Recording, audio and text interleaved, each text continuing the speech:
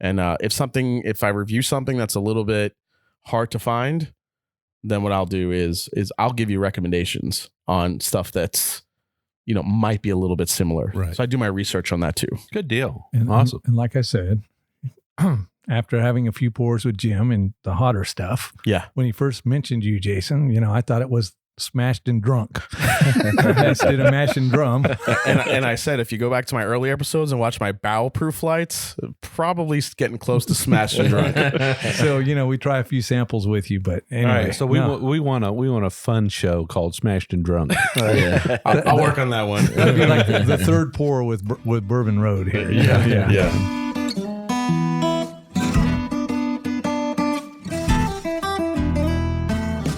Welcome to another trip down the Bourbon Road with your hosts, Jim and Randy. So grab a glass of your favorite bourbon and kick back.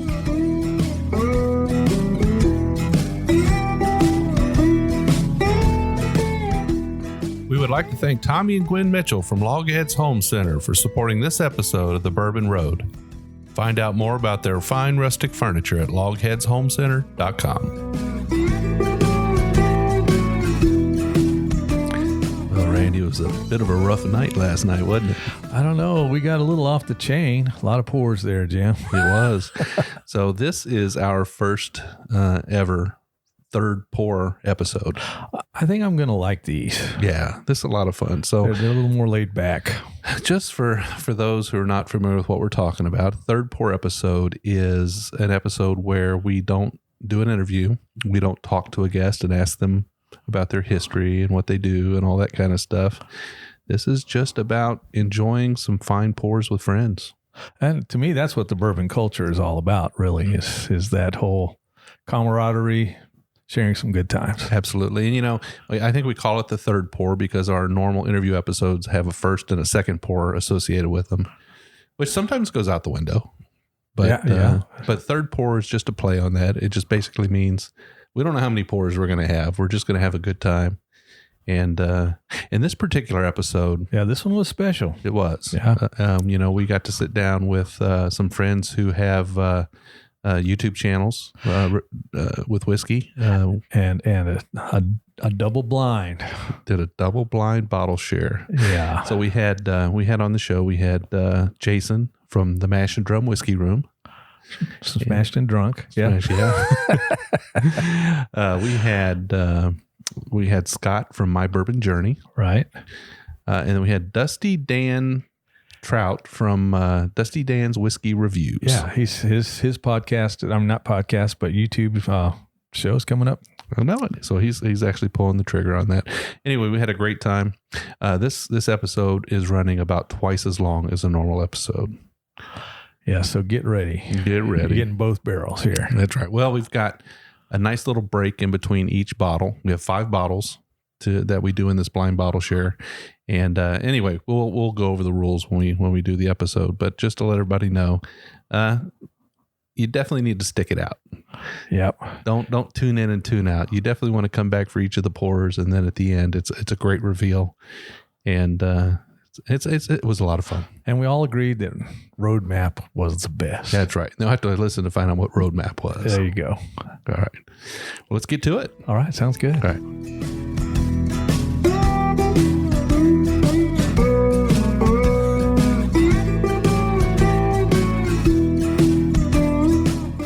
Hey, Randy, how you doing tonight?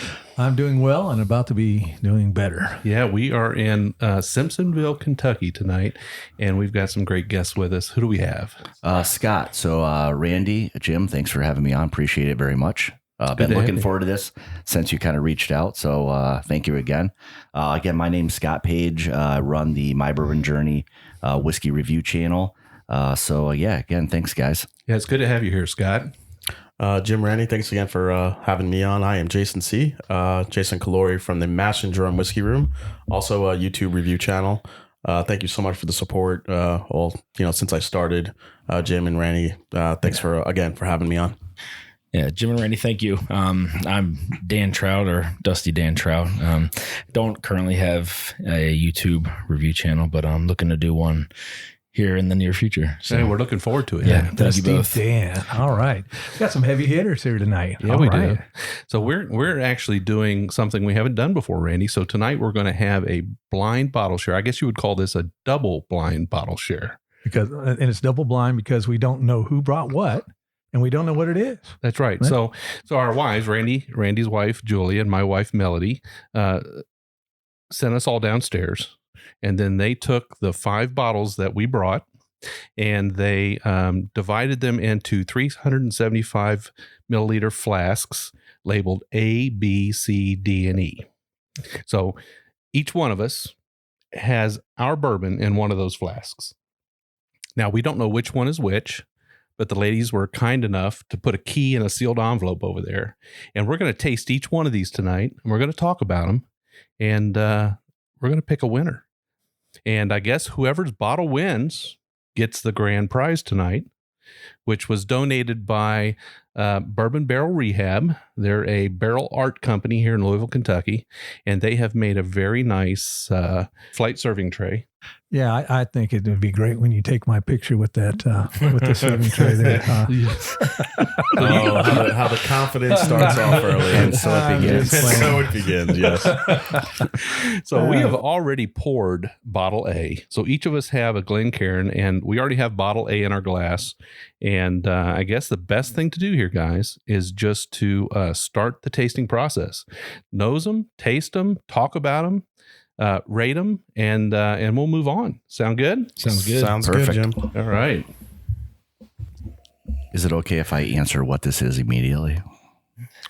Well, you're going to spoil it for the rest of us. You might feel real proud of yourself. I don't even think it's mine. Anybody calling out any notes on the nose? I'm getting right off the bat a ton of caramelized sugars and oak. First thing I get. It's a really nice dark color here. It is kind of dark. It's a dark amber. Yeah, very dark amber. So this one probably has spent just a little bit of time in the wood, huh? I would guess. Yeah, it's got I think we're dealing with something here with a little bit of rye in it. Not a rye. Yeah, definitely not a rye, but could possibly be a high rye. I'm not going to call out the standard notes because it definitely has the the caramel vanilla note to it. But Yeah, my first sip on the palate, I got a huge burst of citrus here. Just delicious. I guess the other thing we didn't mention for the people watching or listening live, the way this coats the glass. Yeah. Fantastic. So maybe something non-chill filtered potentially. Definitely got some proof to it, I think. The rye spice that you mentioned, Jim, that pepperiness I'm getting right on the front of the palate, and it's kind of staying on the tip of my tongue. As it works its way back, you get some of that oak, and then all of a sudden on the finish, I'm just getting a whole burst of citrus and caramel. Just really great from front to back. Yeah, I mean, like he said, right off the bat, that nice spiciness hits the front. Mid it continues, and then in the end, you get that lemony orange zest that goes down. But I'm also picking up. Just say it. Go ahead and say it's all right. I'm getting like a little bit of like a strawberry jam, maybe. Oh, really? A little bit. Oh, interesting. I thought you were going to say on the finish. I thought you were going to say marzipan. no marzipan. now, is he wearing an ascot? The thing is starting to shape up for me like a baked apple pie. Ton of baking spices on the palate. Cinnamon spice, but that black pepper, I would guess this is a high rye bourbon. Definitely a lot of spice. I agree. And I'm not saying spice in the sense of it definitely tastes like a high proof, but I think it's not coming across as a high proof. It's coming across as a rye spice. Really beautiful peppery notes here. And how about that finish? I mean, it just it's really given me this nice, warm, welcoming. There's a hug there, but I mean, my mouth I'm just sitting here waiting for that next sip. I really want that next sip. Yeah, it's a really, really nice long finish on this. And it really does coat the palate, though. I mean, it's just there. It's not going away. It's literally on the sides of my tongue, on the tip of my tongue, and then all through the finish of it. It's really nice. Anybody want to try and just for the fun, guess distillery? No, we're not going to know until the end, but just for fun. Four Roses. That was my guess of Four Roses. I don't know. wouldn't say it's. I don't think this is a Four Roses. Say maybe the rye kind of takes you in that direction, right? The spice. It does a little bit. Yeah. But Four Roses, the one thing I will say is Four Roses has never given me that much spice on the front of the palate, which is throwing me off a bit. We'll usually get it on the back, not so much the front end. So, and it did hit you with quite a bit of heat, like right away. Yeah. But for me, what triggered that was a little bit Four Roses when you start getting into those, barrel strength type. The private barrel selects. Well, maybe not even private barrel, but just, I mean, I guess it would be, it would be that, but. I'm actually starting to pick up a little bit of earthy notes now. Yeah, the pepperiness on this is blowing my mind. I thought it was going to dry out much more than it did. I was expecting it to dry out based on the profile that it had with the high rye and just where it was going. I thought it would have dried out more than it did, and it never really did that. I'll tell you what, guys, let's keep sipping on this for a minute. And what I'd like to do is just get you guys watch the Derby this year? Yeah. Yeah. Everybody watch it? What are your thoughts on that finish and what happened there? Well, I guess I would say initially up front, I don't know if many people outside of the professionals who are used to watching that noticed it. We didn't, we were watching it in a bar and we never really saw the interference that they were talking about. So until they started kind of breaking it down and what they were looking for, you could see the argument that they were making, that the judges or officials were making. But I don't know. My opinion is that, I mean, I think they made a very bold decision in what they did, but looking back at the official decision that they made, I think based on that, it was probably the right decision. I mean, he moved a fair amount out of his lane to block that guy that forced him to have to essentially shut his horse down a little bit to prevent injury. Yeah. Because had he not maybe done what he did, that could have been an absolute disaster. Right. Yeah. I think, I think people around the world have an opinion on this. Certainly. I think everybody in Louisville, Kentucky is talking about it. Certainly we all have very strong opinions about it, but Randy, what do you think? Let me pull out my epistle here. Randy's on the green team. Look, folks, you got to keep in mind the factors that go into this. It's like NASCAR in a sense. There's a certain amount of luck that goes with this. And if you're going to call interference, you need to call it all the way through. There were 5 horses mugged out of the gate. Okay? So when you take a 2-year-old horse, you got a very inexperienced horse. Thoroughbreds are known to be a little bit skittish, especially at a young age. You've got a track where there's mud puddles all over the track because they were supposed to seal the track.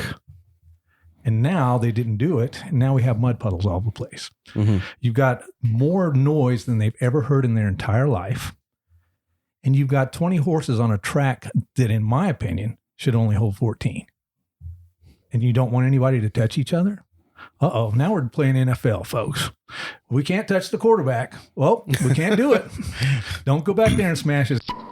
Well, speaking of NFL, Jim, you had mentioned that this had never happened before. And I'm like, what a time for, if you're doing that the referee's throwing the flag on the last play of the Super Bowl. Right. And that just never happened before in racing.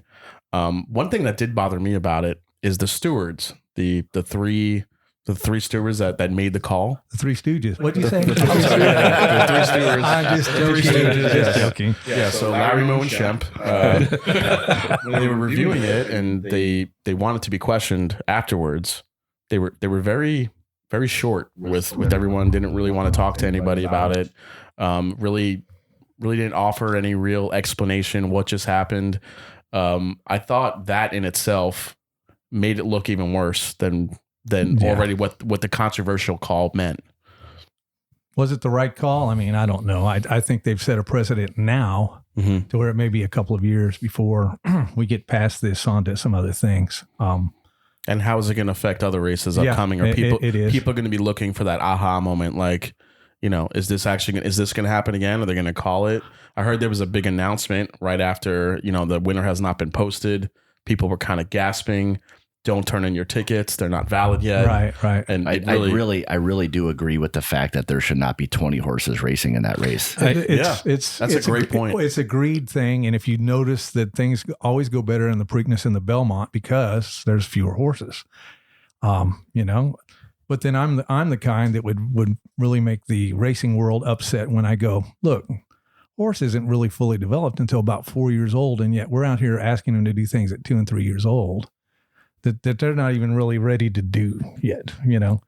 I love it. Don't get me wrong. I love horses, enjoy horses, but there may be some other factors they need to take a look at They may be having trouble finding a steward for next year. I don't know. But, typically the chief steward, you always see it every year when they have the race. The chief steward comes in the jockey's room and she goes, okay, guys, let's be good out there. Let's have good sportsmanship. Let's have fun, blah, blah, blah. And that's it. And it's done. Now they're in the limelight. So. Well, and we have TV now. You can see everything instantly. Back in the day, the whole term "get the lead out" came from the jockeys throwing the lead on the backside because nobody was watching them, throwing them out of their back so they could go faster. It's been like Ben-Hur out there in the past. And all I would say is let's be consistent, because Tacitus probably could have had a very good point, because he was impeded at the beginning, when everybody's trying to find their lane. Oh, that's just racing. Well, okay. A horse spooks and jumps. Is that not race? So it could go both ways. Do you think they partially factored in as to where it happened in the race? I think it had to be that. Yeah. So anyway, I thought it was kind of interesting. So being here in Louisville or close to it, what you guys had said pretty much it's split down the middle. Yeah. Are you seeing it now that it's a little bit of time has passed? Is it leaning more towards one way or the other? I don't know that it's leaning one way or the other too much, because, I think all the rhetoric has died down a little bit. I think that it's starting to okay, it's over. Let's move on. Right. One thing I was thinking about was, what if the way it happened, if you flip-flop the two horses in terms of how it finished originally, how would they have made that kind of decision? Maybe. Yeah. Who knows? Next year's a new year. Yeah. I guess we'll find out. The racing industry is under a microscope right now, with what's going on at Santa Anita and the horse deaths and everything. I think that some things might change. Let's see how it goes next year. Does everybody had plenty of time to evaluate A? Absolutely. Yeah. I was going over it and writing down some notes, and I'm just going to review them really quick. That'd be fine. Yeah. I get a fruity jam. Okay. I get a sweet vanilla right off the bat, with some sweet spice, peppery towards the finish, and then a little bit of light, earthy notes. So those are some good notes. Yeah. And I would agree. This might be a Four Roses. Now that I'm thinking about it. Okay. We're going to mark you down for Four Roses. Yeah. I'm going to mark it down for Four Roses. All right. That's what I would go with for this one. Yeah. All right. Delicious bourbon. All right. Well, let's move on. Go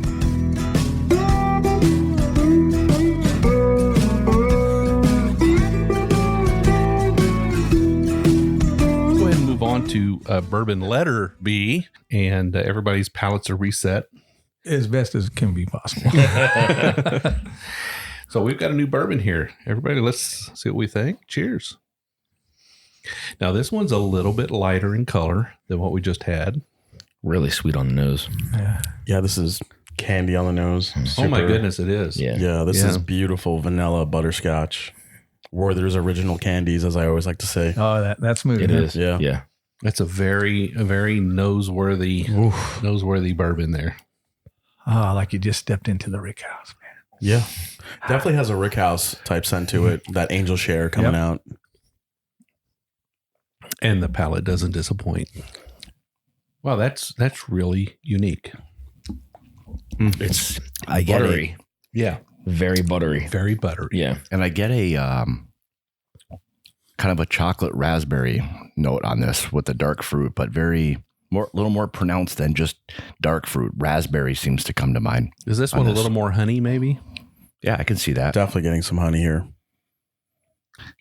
Even when you're nosing it, as weird as this may sound, it smells like it would be creamy. This is for me, I can't get creme brulee out of my head. it's coming in like a vanilla custard, just pure vanilla extract.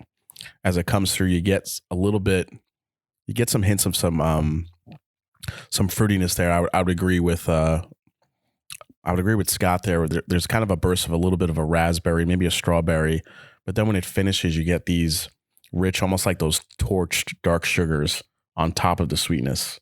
So it's not quite a burnt marshmallow. This side of burnt marshmallow. Yeah, correct. Yeah, it seems like it's a lot of sweetness up front, and then mid to the back of the palate is when the oak and spice really starts to kind of kick in. Now this to me is not a super proofer here.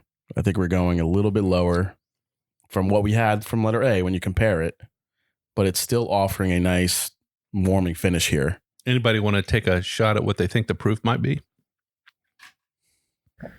It's 100, 102, 110. So Dan says 102 to 110. Well, if I had to guess, I would say I would average that. I would say 105. Maybe even lower. Maybe 100 to 105 for me. I think it's somewhere a bit lower than that. Really? I think I would go like 95 to 100. Oh, wow. Somewhere in there. Get honey graham crackers. Randy? Oh, that's what it is. Randy, you like to live in the lower proof world. What do you think? Yeah, it's definitely lower than the first one was. I don't know. I could see it being around the 100 range, actually. How was it for your palate there? You like the sweetness of this one? Yeah, but I get something a little different. You guys were saying raspberry when it rounds the corner. When it rounds the corner, I got berry, but I don't know if it was raspberry, So I'm sitting here pondering. Oh, I guess I have to have another sip. Yeah, there's a deep, rich honey and maple aspect to this that I'm getting as well. Maple, maybe that's... Yeah, the more I'm sipping on it, I think I'm getting a little bit more of a maple that's coming through as well. It's really kind of taking me in some different directions with each sip. It's a beautiful bourbon I'm thinking it's a little bit of a lower proof, but the mouthfeel and the way it's kind of sticking around is pretty impressive. Age? It's a little bit lighter. It's a little bit lighter. I would say anywhere between 6 and 8 years. Yeah, I was going to say there. Good call. Yeah. I would agree. That marshmallow effect starts to kick in on this too. Yeah, but normally when you get the burnt sugars, and again, it's not too charred marshmallow for sure. Yeah. But when you get those burnt sugars, it's usually a little bit higher, right? Mm-hmm.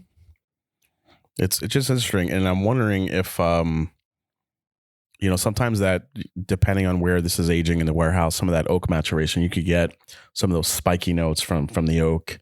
I'm wondering if that's playing a part too in the spiciness of it, because it doesn't seem like I should be getting that much of it. But it's really... I think there might be a decent amount of rye in this one. Yeah.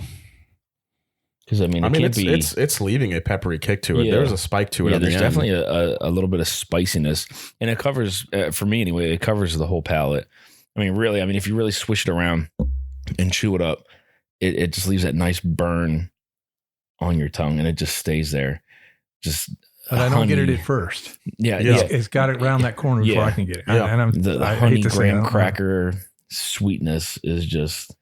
Yeah, it's just really, really good. It's really good. It's off the sweetness factor here, and the flavors coming out are just... I'm really enjoying this. Yeah, I'm going to save a little bit more of this for your infinity blend. For my infinity blend. I might drink all this. I'm really enjoying this one. Wanted to bring up a topic really quick, guys, just to get your opinion on things. Maybe your guys' top, bottom shelf bourbons. Does anybody have anything that they really, go to, like a go-to bottom shelf bourbon when you're really looking for something? Mine would be the JTS if you can find it. I can't really find it back home. I've had it, but and what's home for you, Dan? Baltimore. Okay. Yeah, Baltimore. What? Wisconsin, Ohio. Man, you guys are here from all over. Yeah. Awesome. JTS Brown, bottled and bond. Yeah, it's widely available here in Kentucky. You can usually find it just about anywhere you go. Yeah. What about Ohio? Ohio, a bottom shelfer that I like. There's not many. You can't qualify it as a bottom shelfer, but the cheapest bourbon that I like to go to all the time is Wild Turkey 101. I wouldn't really call it a bottom shelfer though, because it's not. It's usually at the chest level, right? It's usually about in Ohio, it's about like rib level for me. It's like right here. I can just kind of reach a little bit lower for it. But if I'm going bottom shelfer, probably the regular Heaven Hill white label. I can get there. That's a good choice. Yeah, absolutely. Local stores. It's not the Bottle and Bond, but I can get it. I could get a handle of it for really cheap. Decent proof. I like it. Yeah. I'd probably go with. I like the old Granddad Bottle and Bond. Yeah, it's inexpensive. Yeah. I like that sweetness up front. Nice spicy kick to it. 100 proof. Randy's Range. Old Granddad Bottle and Bond. It just sits there on the shelf, and it's maybe, I don't know, $15, something like that. One of the local stores we actually stopped at the other day had the old Granddad. It had the JTS. It had the Heaven Hill white label, the green label. Yeah. Old Fitz, I think, was on the bottom, if I'm not Prime. mistaken. The old Fitz Prime. That's another good one. I mean, speaking of bottom shelf, I know the Heaven Hill Bottle and Bond has gone away or nearly gone, but a good replacement could still be the Heaven Hill 6-year 90 proof. I mean, it's still a fantastic green label. Yeah. Right. Actually, you know what? I take my selection back because I just remembered what else is on the bottom shelf. Backs. Yeah, but I just remember what else is on the bottom shelf where I am, and that's the Edwin Williams Bottle and Bond. Oh, there we Right. go. The white label. Yeah. That bourbon to me, I can get for about $14. And would you call that a suitable replacement for our lost favorite? For the lost beloved Heaven Hill Bottled and Bond. For me, for what my selection is, absolutely. Yeah. It Evan Williams is, it's a Heaven Hill product, but there is a little bit of that nuttiness character that I do miss in that Heaven Hill Bottled and Bond that I still get a little bit in that Evan Williams. So for me, it is a suitable replacement, until somehow maybe it resurrects one year or it comes back as a $150 12-year bourbon somewhere along the line. and that may happen. That could happen. Yeah. For me, I'm kind of with you, Jason. I drink Wild Turkey 101 all the time, but I have to be honest in saying I don't think it's a bottom shelf bourbon. I think it's a middle shelf bourbon. Yeah, I think the price hurts it with the people's view of it. The price is so affordable, right, that people may view it that way, but it's so much more. Well, I guess the marketing people at Wild Turkey have managed to get it on that middle shelf. Yeah, and it's newfound popularity amongst the bourbon lovers. I think it's always had that mystique, that biker bad boy kind of, I don't know what it is, mystique, but I think it's found its way to the middle shelf. Out of all the amazing things that have happened in this bourbon boom, one thing that I'll truly proud of is that Wild Turkey 101 now among bourbon enthusiasts and people that even just getting into bourbon, they are seeing Wild Turkey 101 as a quality, amazing bourbon for the price. And it's really always been a very, it's always been that way. Yeah. No, so for me, if I have to pick from the bottom shelf, I'm going to go with a handle of T.W. Samuels. Oh, it comes in a plastic jug, and it is 100 proof bottled and bond. You can get it right here at Total Wine in Louisville, Kentucky for $18 to $20 for a handle. Good stuff. Very tasty. Have you guys had it? No. You gave me a pour of it. And it was very impressive. If that was available along with the JTS Brown in Ohio, I'd be buying that every week. Yeah. So it's a good pour. It's a good pick. It's a Heaven Hill product, and it is bottled and bond. So good stuff. Okay. It comes in a plastic jug, but that's okay. Mine's ancient age, and it comes in a plastic jug. Take it home, and I put it in a decanter. And when I do tastings, you'd be surprised how many times that sucker wins over some others. And what I've found is if I stay low proof, you guys laugh at me about low proof, but it keeps my palate to where when I'm hitting something a little hotter, I can actually taste it a little better, in my opinion. So if my daily drinker or something, bottom shelf stuff is something a little lighter proof, like that ancient age. When I get around good stuff like you guys bring, I go, really nice treat, and I feel like I'm able to taste it just a little bit better because I don't have the interference that that you high proof guys have. Yeah. warming up that palate. Warm it up. All right. Does everybody feel like they've had an opportunity to evaluate this last bourbon? Bourbon B? Yes. B? Does anybody have any guesses as to the distillery? I don't know. I thought right away like Buffalo Trace for some reason. I was gonna actually I say don't know. the same. It's just the same like kind of thing. what kind of like as sweet as it was up front. I get a lot of that. Usually with a lot of Buffalo Trace stuff is a lot of sweetness, up front like that. I think it's maybe it was just very well rounded. I mean, it wasn't hot. Like, I mean, the first one had some heat to it, but it was a really, really well rounded, bourbon. I thought. I don't know if that bottle is in this selection, but this reminded me a lot of Blanton's Gold. I was going to say just a nice Blanton single barrel. Yeah. Blanton's Gold to me is a little bit sweeter than the regular Blanton single barrel offering. And this reminded me of that. It brought me to that super sweetness. I can see that for sure. He mentioned gingerbread cookie. I was just thinking kind of a Christmas cookie type aspect to it. And then that, again, on the very end, something I do get in Buffalo Trace products is, for me personally, I get this bright toasted pecan note. And I'm starting to get that the more I sip on it. So I would probably guess Buffalo Trace along those lines. Okay. Well, we have a guess here. We have some tasting notes too. So, all right. So everybody, let's tally up what we think about this one, and then we'll move on to Bourbon C here. Sound good? Sounds good. Sounds good, right? We would like to thank Tommy and Gwen Mitchell from Logheads Home Center for supporting this episode of the Bourbon Road. Logheads Home Center, nestled in the hills of Kentucky, is an industry leader in building handcrafted rustic furniture. Family owned and operated, they take pride in offering only the very best for their customers. The Logheads, and that's what they like to call themselves, are skilled woodcrafters who are passionate about creating rustic furniture for people who appreciate the beauty of natural wood.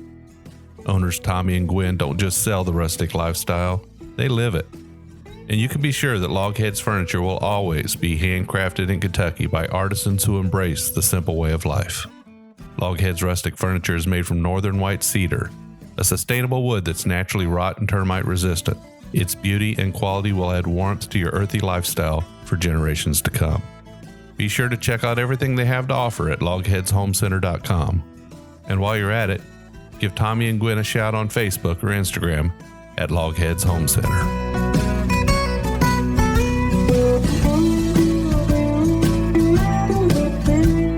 Okay, guys, so we have Bourbon C in our glass now, and who wants to start off talking about it? Randy, why don't you lead this one off, buddy?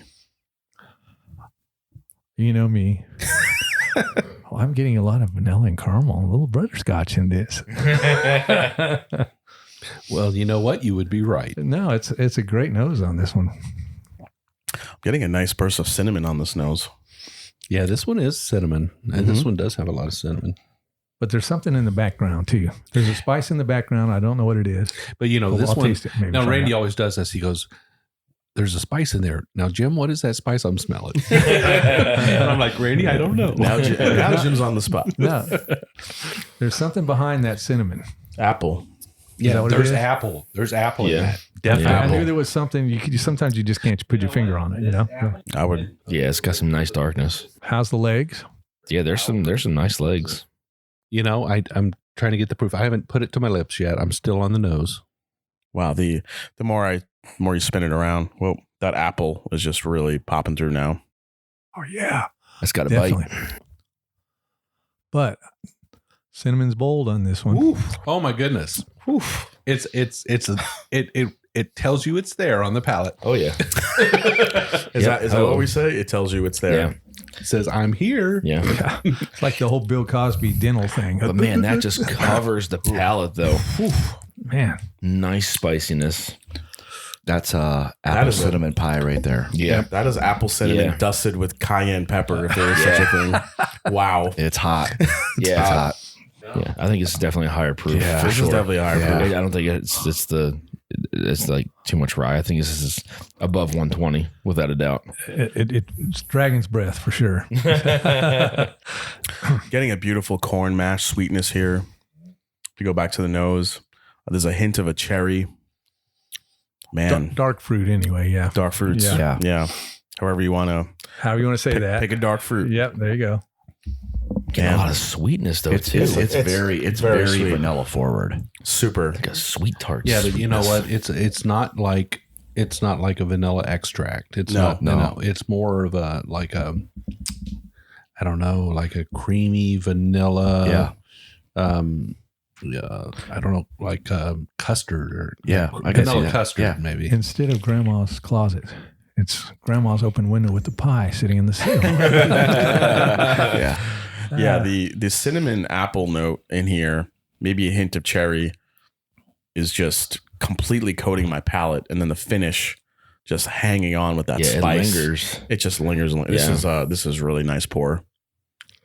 You know, this thing screams Buffalo Trace to me. Mm-hmm. Does it? What about you guys? I can see that. The cinnamon spice to it indicates wild turkey to me. Oh, okay. Yeah. That's cinnamony spiciness to it. I don't think it's either. But wild turkey to me is never this apple cinnamon forward or hot. Or seems like. I mean, maybe if you got up into some of the rare breeds. No, I like rare breed, and I don't know that it's ever done this to me. Yeah, exactly. This is really hot and spicy. That's for sure. You know, it wouldn't surprise me entirely if this were a really off-profile Russell's pick. It could be. I mean, yeah. A lot of the Russell's picks, and I love Russell's picks, and I know Jason, you love Russell's picks too. But I'm a Russell's this is pick drinking fanboy. Hotter than any. If this was a Russell's, it's drinking way hotter than any Russell's I've had. I agree. Would you guess this was Colonel Taylor Barrel Proof in that arena? Boy, I don't get that on the nose. Yeah. I'd be able to pick that out on the nose. It's never been the cinnamon apple aspect to it is what's thrown me off. Where I can't really guess. I've never got cinnamon apple this strong. Exactly. Even with that Woodford bottle of bond. Not even that. It's got that much cinnamon apple. There's so much flavor in here. Who was it that said there was a corn sweetness? I did. Yeah, there's definitely corn, some corn sweetness. There's a corn mash, like a fresh. It's almost like it's a young whiskey, but a well-aged sweet whiskey at the same time. It's kind of bizarre. Man, I don't know if this is young. Somebody mentioned in one of the prior bourbons that we tried a rick house smell. Yeah, that's what I get on this right here. This smells like the air at a distillery. Yep. Well, I have to tell you guys, we are having some phenomenal bourbons tonight. Oh, absolutely. We are. We will be. Yeah. You guys brought your game, no doubt. That's why I'm glad they let me, even though I was picked last for the team, I was glad to be here just because I knew there'd be some killer stuff tonight. Does anybody think that this may be finished in something, or is it just me? I'm not getting that. I'm not getting a finish. This reminds me of but more savory than sweet. The spice covered up some stuff in that it's not doing here. Exactly. It's just, man, that apple cinnamon, there's a lot of baking spices in here. That fresh corn sweetness. I mean, it's really throwing me for a loop. That apple cinnamon note, Randy, that you love, is just really hanging around. There. It's crazy. This finish is just, it's like never ending. It's stuck. Yeah, that mid to the back of the palate, that spice and sweetness, that's all there combined. It's just kind of a glorious finish right here. It is. It's saying allergens be gone. Well, I mean, thinking that this is not, saying this might be a new distillery. I know, guys, we were chatting a little bit. What's your favorite new distilleries that have kind of popped up? And new still could be kind of old because, new distilleries take a little time to bring out some product. But if you could pick out something in the recent past that's been bringing out some good juice, what do you guys call out? What do you think? New Riff. Yeah, I mean that's a good call. I'd say Blom Brothers. I would have said New Riff. Blom Brothers. There you go. Yeah, third time's a charm. Yes, there you go. Now That's Blom some good Brothers. stuff. Now Blom Brothers is, the stuff that they've been putting out is a MGP, right? Correct. Yeah. Yes. Now, are they making their own? They are. They do. I think they actually have a 2-year out right now. Okay. And have you had it? I have. I mean, it's not on par with what they've sourced. Sure. And I think it's going to take some time, clearly, because the competition it's just not fair. So can you see through the youth? And yes, I think they're really doing a nice job. So I think it's got the potential with a little more age. I think they're doing a really nice job. I mean, there's a lot of people that rave about some of their picks that they're doing over there. Cork and Bottle has done one. Now this is of their of juice. the Blom, yeah. They got the 11-year and the 12-year. No, these are MGP source picks. The MGP sources all the nodder stuff. Yeah, the nodder. Yeah. Yep. So there's people that rave about those things, and secondary market, those things there's people asking for $1,000 for a bottle of it.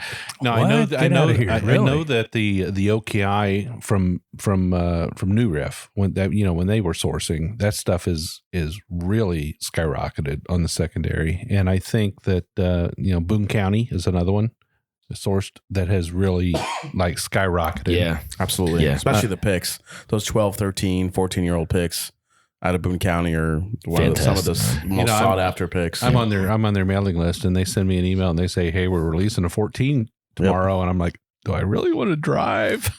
But it's probably worth it if you want one. I've got one over there now. I've got a ghost collection. I had a pick for a while back. I don't remember. I don't think it was a prescription strength, but it was. I have a ghost collection too, and it's really good stuff. Yeah. The one thing I love about Blonde Brothers, going back to them, is the how they named Nodder Bourbon, the cast strength. I have a 12-year bottle myself, and they were very transparent about it, and they even put it into the name. So you have Not Our Bourbon became Nodder Bourbon. That's perfect. So which is a perfect way to kind of let everybody know right on the label, transparent wise, and kind of a pun type of way. It's really, really cool. I really like that. So I definitely appreciate when a company is transparent about those things, because that's what it's all about. I mean, if a company's going to release a 2-year bourbon, let's talk about it. Let's talk about it being a 2-year bourbon, and it is what it is. And I think a lot of us who drink a lot of bourbon can see through that youth and sort of take a picture in our mind of what it might be at 4 years or 6 years. The potential down the road. Yeah. Right. Absolutely. But I would have said New Riff. Okay. Oh, Dan took your answer. No. I would have said that until the Wilderness Trail. My goodness. We had with the Lexington Bourbon Society. And Randy, that's my pick. Wilderness Trail, I think, is making some incredible. For so far, they impressed me off the bat. Their first bourbon that they released was a single barrel, weeded, bottled and bond bourbon. That was their first release they came out with. 4 years old. I would put that up against any weeder. And as long as it has the corn, they can do what they want to on the back end. I would put that weeder up against a Weller. I mean, it's that good. Especially some of the single barrels that you get. Being a single barrel, they do vary, as you know, with single barrels. But the quality and the consistency that you're getting out of that distillery already is amazing. I cannot wait to see what's coming down the pike with them.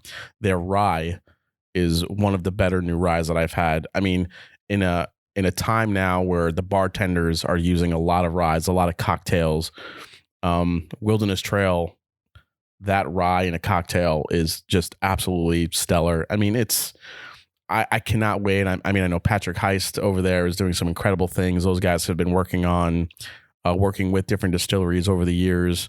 They have a touch point pretty much on every distillery within arm's length in any store you go to. So those guys know what they're doing. The yeast strains that they've created I think they have over 200 in their library. So they created their own. Yeah, they didn't just stuff that they're creating on their own. The cleaning These guys process, are mad scientists. Yes, the cleaning process that they use. Yeah. The way that they just do things. It's incredible, and I cannot wait to finally get over there, visit there, and talk to them more and see what's coming down the pike. I can tell you this much: we had in our last episode. I don't know if "last" is the correct word because we don't know what order this is going to come out in. But when we had our episode with the Lexington Bourbon Society, they allowed us to taste some things that they had sampled down there out of the barrels. And there was one bottle that just absolutely blew my mind. And I think I told you that, Jason. Yeah. So I don't want to talk about what it is. I don't want to talk about what we tasted. All I can say is I dreamed about it that night. But I tell you guys, be ready for some blow your mind picks from Wilderness Trail. They're going to be some good stuff. And I would imagine that coming from them with the way they're producing stuff. And I know, Jason, you talk about that a lot. You know how excited you are to get some of that stuff. So unfortunately, we don't have it in Ohio yet. I've been fortunate enough to make some trips down to Kentucky. I've grabbed some weeded bourbon bottles. I have the rye, so I do sip on that often. I don't sip on it too often because I can't get it so easily. I'm searching for their rye bourbon, but yeah, I am super excited for what they're producing. So the picks are not available yet, and so we can talk about them all day long, but nobody can get them. But coming September, all right, they're going to start showing up. So keep your eyes open, and if you know some people that are on some picks at Wilderness Trail, get on the list, get some bottles, because I think you're going to be surprised at what's coming out. Particularly with their rye bourbon. I have to be honest in saying that first of all, I love their weeded bourbon. I thought it was delicious. It was honey. It was just so delicious. Such a good bourbon, bottled in bond, right? But their rye bourbon, that rye has caused it, and we talked about this, caused it to act a little older than the weeded bourbon. So it has this appearance of a little bit older bourbon than old soul. I like that. It's had a little bit of an old soul. Yeah. And it's absolutely delicious. So you've had the rye. Well, thanks, Jim. You wanted me to want the other one more. So hopefully I could find it. I don't know. Regardless, there's some good things coming from down the tube from some of these new distilleries, I think. You can even kind of factor Peerless in there. I mean, they're not super old. Right. They're just now beginning to release 4-year stuff. I mean, if we really want to lump them in, we were talking about, Wilderness Trail, like they're a few months old, but I mean, really, Peerless is in the same category, and they're doing absolutely fantastic stuff. We witnessed they're making some great stuff. Great stuff. I mean, you hear a lot of people talk about 2, 3, 4-year stuff as being super young, and I would never pay high prices for things, but I think at times a lot of people may not be tasting those things. Like, you hear a lot of 3-year rye whiskey for, let's say, $100, $125. I would never pay that. My question to you would be, have you ever even tasted it? I don't know if some of these people have tasted it, but it does not taste like a 2-3 year rye whiskey. Now, what is their rye mash bill? I mean, is it 95? Is it? That's a really good question. We didn't get into mash bills as far as what they were. Yeah, we were fortunate enough to sit down with Caleb Kilburn, who's the recently named master distiller since December of Peerless, and he went into some amazing details of what they do. If anyone's wondering why their Peerless bottles maybe cost a little bit too much for them, if you saw the process and the passion of what they're doing that goes into each and every bottle, I don't think anyone would question it. I think people look at it, they see an age statement, they see a price, and they judge it immediately. These guys are creating a sweet mash, which is more expensive to do because the cleaning process, more manpower. They're doing a low entry proof, which is more expensive to do. So they're doing pot still. It's a column still. It's a column still. Right. It's a column still. But everything that they're doing costs a little bit more to produce, even down to their bottle design, which was designed by the team in-house. It's a very family-oriented type of workflow there. And it's very impressive to see. There's a lot of passion, people very proud of what they're doing. The picks that we had, the single barrel Peerless rye picks that we had are unlike anything I've ever tasted.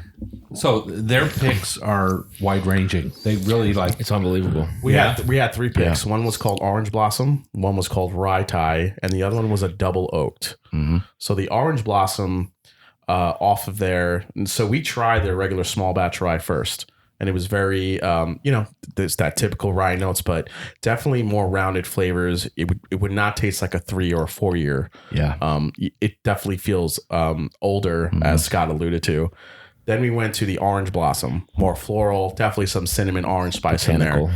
Botanical, definitely different than any other rye we've tasted.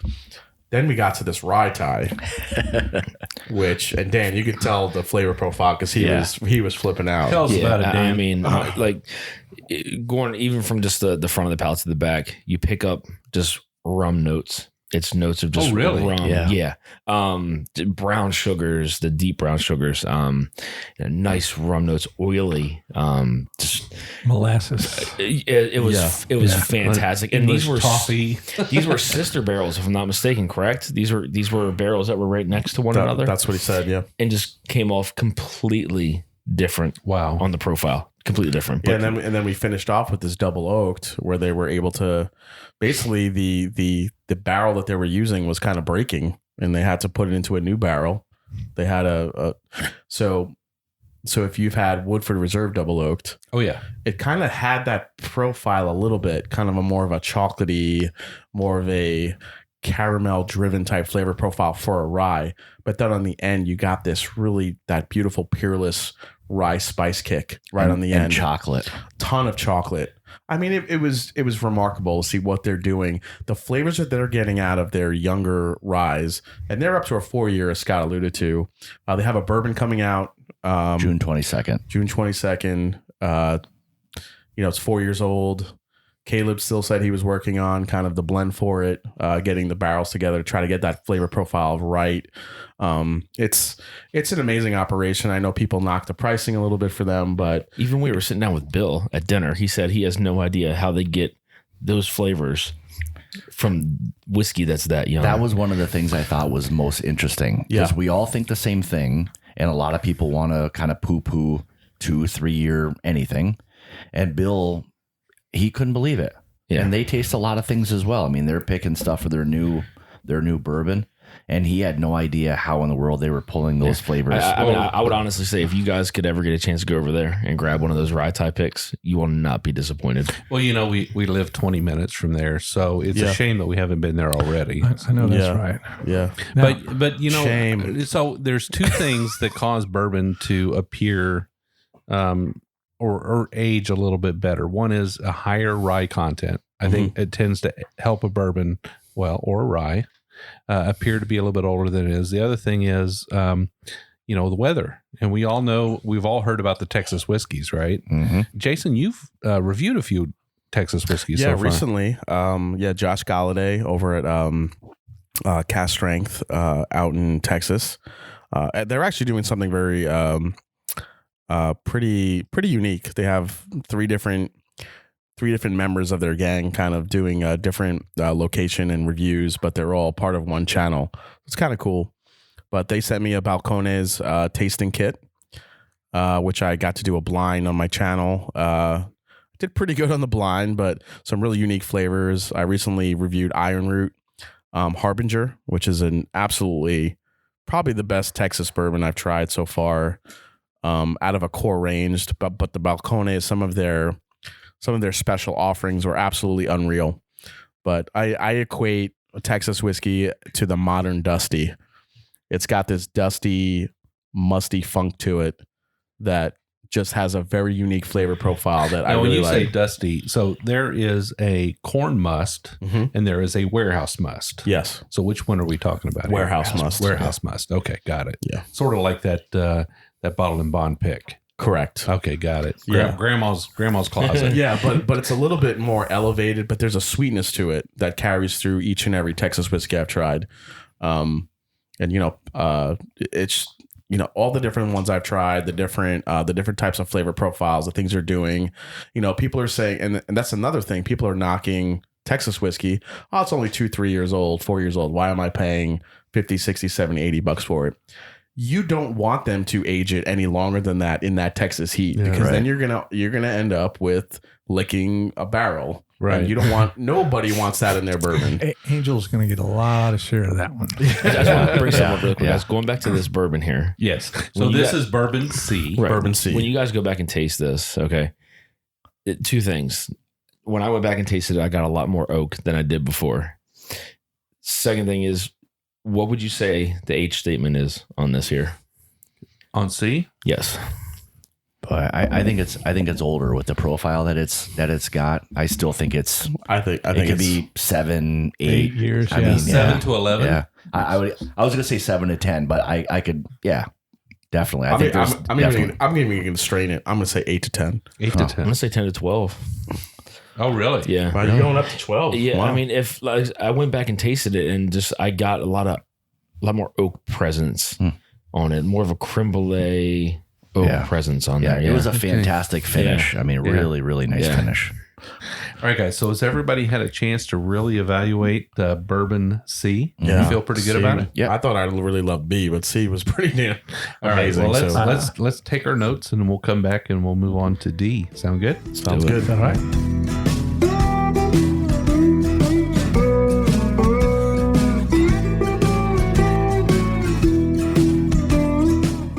All right. So, guys, we have Bourbon D now. So 4 of 5. We're at the 4th bourbon of 5. We got Bourbon D in our glass. Let's try it and see what we think. I'm gonna make it a 5. Honestly, right away, I've smelled something like this before. Yeah.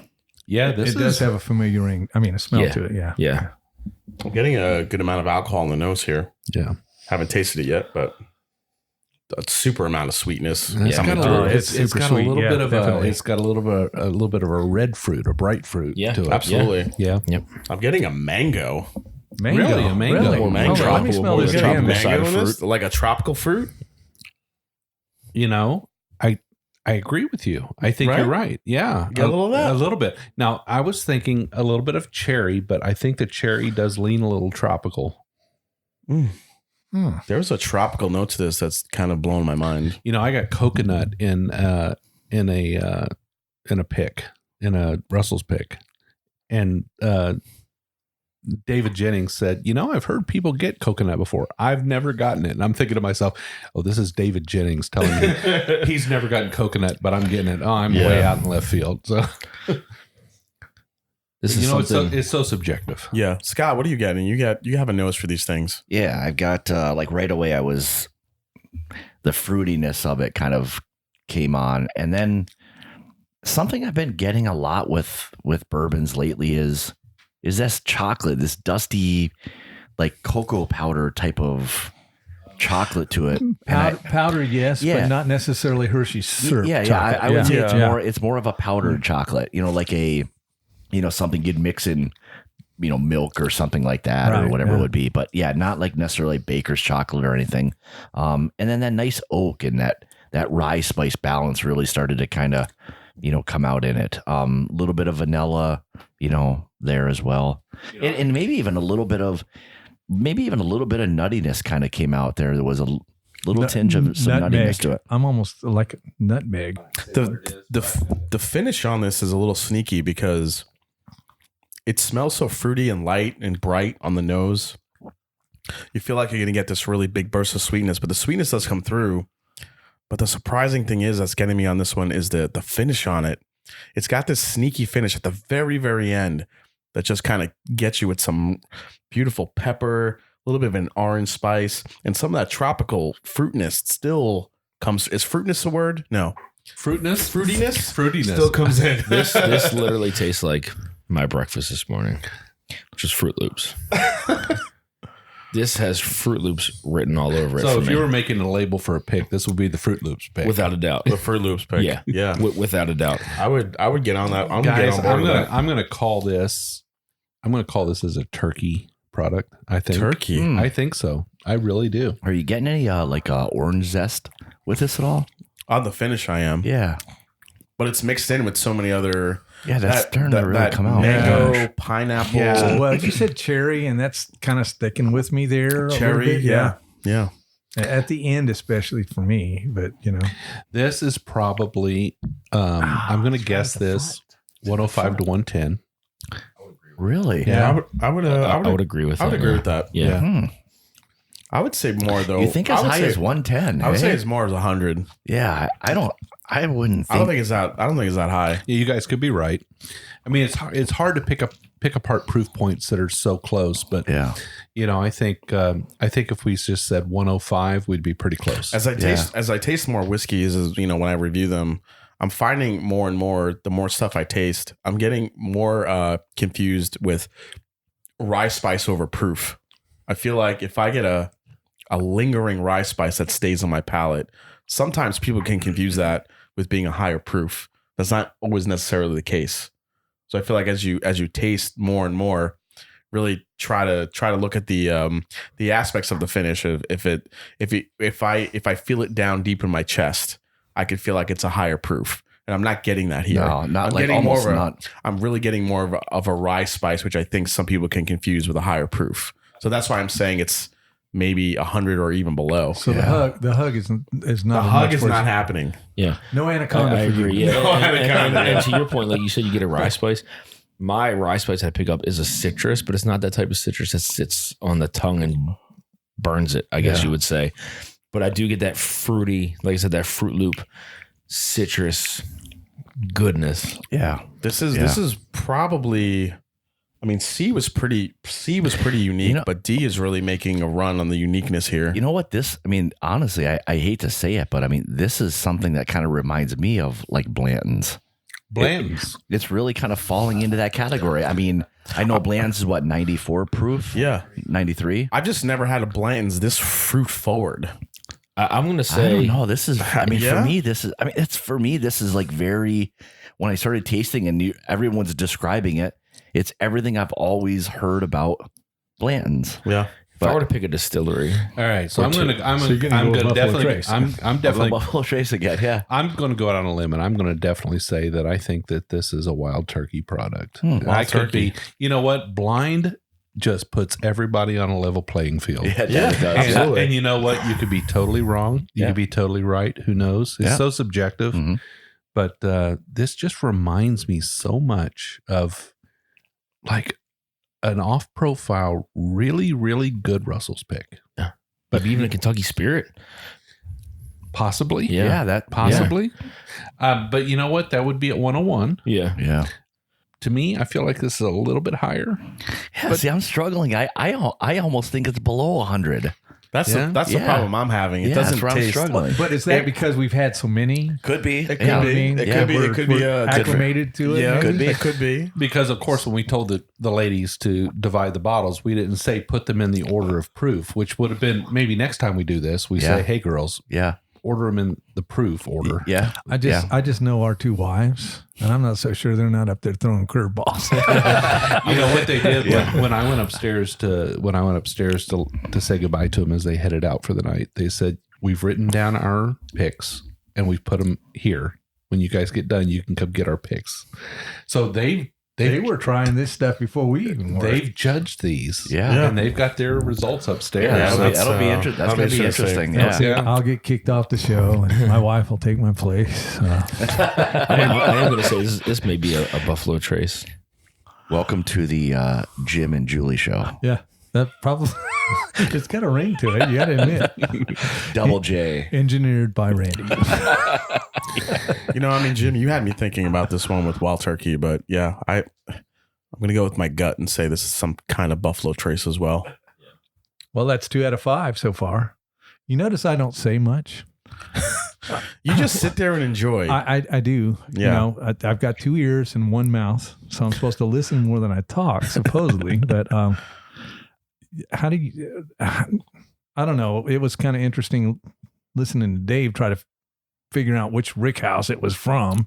Yeah, he's ridiculous when it comes to picking out the rick house. But he was too off.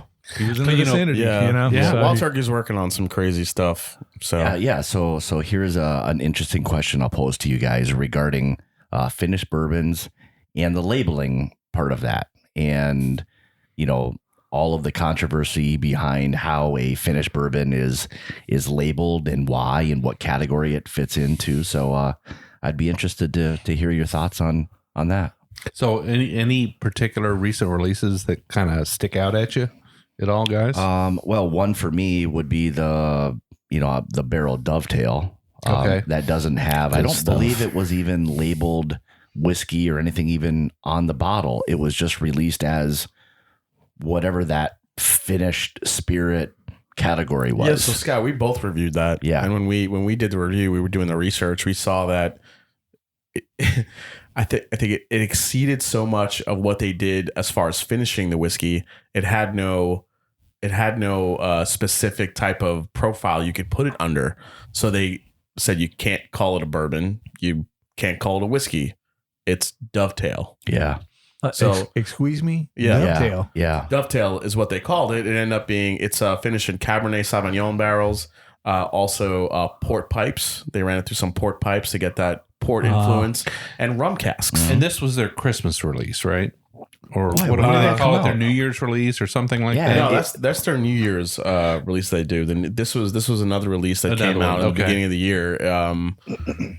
Me and Scott, I mean, we loved it. Yeah. I mean, it's delicious, but the fact that they couldn't really name it an actual bourbon or whiskey kind of raised some eyebrows, for me, which caused me to do a little bit more research on it. And, the TTB is kind of going through some different changes in what they're trying to do as far as, the rules and the laws for finishing whiskey. So it's really interesting. Yeah. And that's one of the issues now, though. It's kind of a hot subject. And it's one of those issues where, people who are purist, once you finish a whiskey or a bourbon specifically, they don't want it to even have bourbon on the label because, as everybody knows, you can't add anything to bourbon and still call it bourbon. So what about double oak stuff? So that's still finished in a secondary barrel. There's no additive to it. It's just another I believe it's a new charred oak barrel. But the stuff we had with Chef that day was finished in a rum barrel. So that was a Jefferson's old rum cask finish. Yeah, old rum cask. Yeah. So what they typically say on these bourbons is they say Kentucky straight bourbon finished in blah blah blah. But sometimes what you find is that the Kentucky straight bourbon is in these really big fonts, and the finished in is in the smaller fonts. Right. And so, I mean, obviously that there's a reason for that. It's to mislead the consumer into thinking that it's a Kentucky straight bourbon or a Kentucky, bourbon whiskey, when in fact it's not, right? Because once you put it in that secondary finishing container, it's done. Yeah, it's done. Correct. And I guess a good example of that is the Jim Beam product, the Legion. So in doing some research, Legion is kind of the one that caused all this kerfuffle within the TTB. That is a bourbon blend from Jim Beam that was then given to the master blender for Suntory and finished in, what is it, Cabernet Sauvignon and sherry cask? Was that the two blends, I believe? His name was Shinji Fukuyu. Yeah, Shinji Fukuyu. Let me see that bottle here. Yeah, partially finished in wine and sherry cask. So it had that double. And there was a note on here that said it's a Kentucky straight bourbon whiskey, partially finished in wine and sherry cask, and that kind of blew up the, kind of where we're going to go with the labeling, and if it should be able to even say something like that. I know the law right now is you could say Kentucky straight bourbon, but you have to denote what the finish is. But now they're thinking of taking that into a whole nother category of just a finished bourbon. Not saying it's a bourbon or a Kentucky straight bourbon, but it's got to be bourbon finished in something. Wasn't a little bit of the turmoil around what it said near Fred No's signature? What did it say near Fred No's signature? Bold Kentucky Bourbon by Master Distiller Fred No. Okay. So actually, the Bold Kentucky Bourbon by Kentucky Master Distiller Fred No was what was introduced into the finishing process. Yes. But it wasn't the final product that appears in the bottle. So at the end of the day, is that misleading or is it not? To an extent, I would say. I would.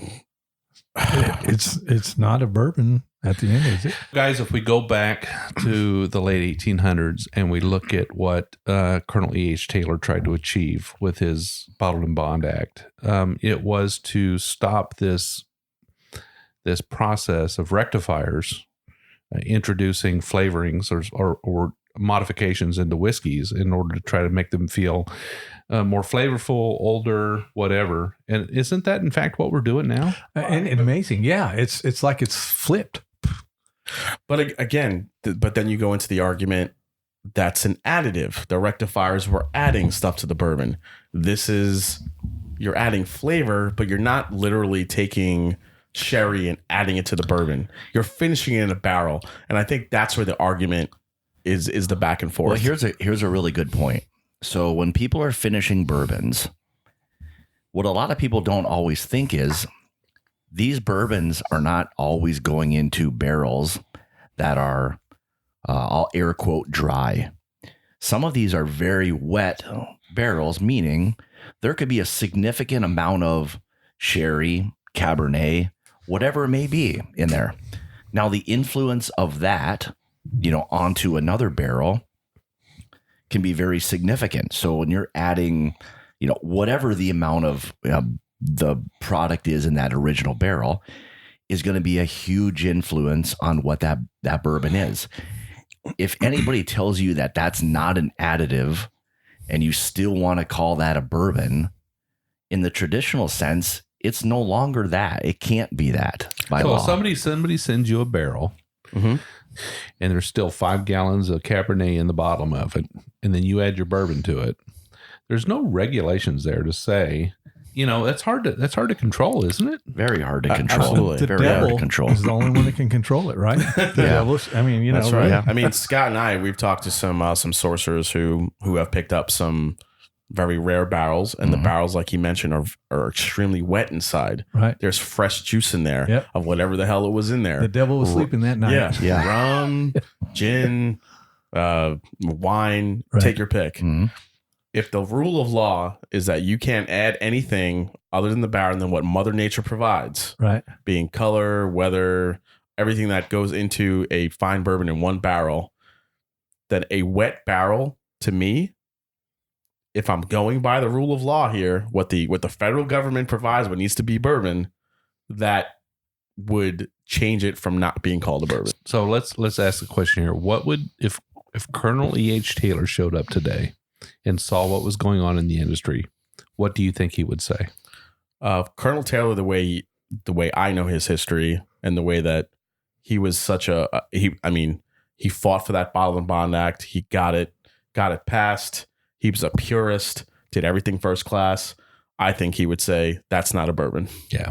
So I think some things are going to change here in the future. I do believe that. I like Legion. I think it's a fine tasting whiskey. Yeah. I really enjoy it. It's not a bourbon, but it is a whiskey, and I think it's a delicious whiskey, and I enjoyed it. And I'll continue drinking that bottle down until it's gone. But things change. Dan, what do you think? I agree with you. Yeah. I do not think that it would be considered a bourbon in my opinion. Yeah. So in terms of the labeling, I think the changes have to come through the TTB, right? And what's able to be labeled as a bourbon. I'm wondering if it's going to be bourbon finished in something as it is now, or if they're going to just literally call it finished bourbon. Does that become another category, or do they take the word bourbon out of it? Yeah, that's the hot button right there, is that there's so many people that just don't want that term bourbon on there because it changes the whole aspect of things. But I mean, I'm in the camp of, hey, if you're okay calling it what it is, if you want to still call it starts out as a bourbon, as we all know, finished in whatever, I'm perfectly fine with that. I mean, it tells everybody, okay, I'm speaking from the standpoint of understanding that. Now, if a lot of people walk up to a shelf and have no idea, what the whole background and what bourbon is and why it has to be considered bourbon, well, I mean, there's the education part of it. But for most consumers, or a lot of consumers who do kind of understand that, as long as that's there and they understand, here's the base, now here's what you got it finished in, I think people are okay with that. You're being a bit transparent, which a lot of people really appreciate nowadays. Well, sometimes they don't appreciate it. So I told my wife's boss that he's a Scotch drinker. Okay. I said, well, all that is leftover bourbon. Because we ship the used bourbon barrels over to Scotland, and they make whatever that they make. Bourbon and sherry. Yeah. And so it offended him that he was drinking leftover bourbon in his scotch. So, maybe they don't all... That's not all okay with that. We all know we're not going to please everybody. How much does that bourbon affect the taste of the scotch? Well, I tell you what, this is definitely a subject that has a line in the sand, and people on both sides. There's no doubt about it. Yeah, I did have two distillers I'd actually like to call out that in my opinion, I think have done a fantastic job with finished product. One of them being Belle Meade. The stuff that they've done with their for me, especially the cognac finish, phenomenal product. And the other one being a fairly new distillery, which is Sagamore, which is from my hometown of Baltimore. Amazing. Yeah.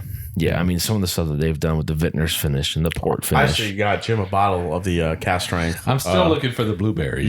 Yeah. I think there's blueberries in there. I think both those distilleries have done a fantastic job with the way that they finish their products. So I'm really looking forward to seeing what else they do. And they're pushing everybody else, because I actually have had some Woodford finished in a cognac barrel. Yeah, that was phenomenal. Cognac to me poses one of the best attributes to finish a bourbon. I agree 100%. Yeah. What I was told when I first started getting into bourbon is one of the reasons for the big bourbon explosion is cognac started getting too expensive, and they were looking for an alternative.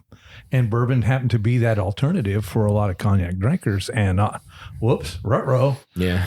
It took off. Except we're not an after dinner drink. We're a before, during, and after dinner. That's a great group to be in, by the way. There you go. All right. So has everybody had a chance to really evaluate Bourbon D? Yeah, I'm set. Yes. You guys are all set? All right. I love it. Notes of good. All right. Well, let's finish off what we have here, and then we'll come back and we'll try number E. Or do it. Letter E, I guess, is the best way to say it. Sound good? All right. Sounds good. All right. Cheers. Sounds good.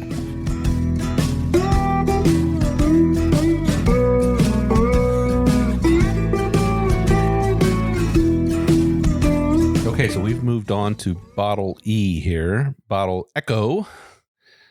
Are we ready to try it? Let's do it. Going in. Oh, boy. I can already tell you it has a fantastic nose. Man, Wow, everybody brought their game today. This is finished. This is the last. This is the last. You're wrong. I'm right.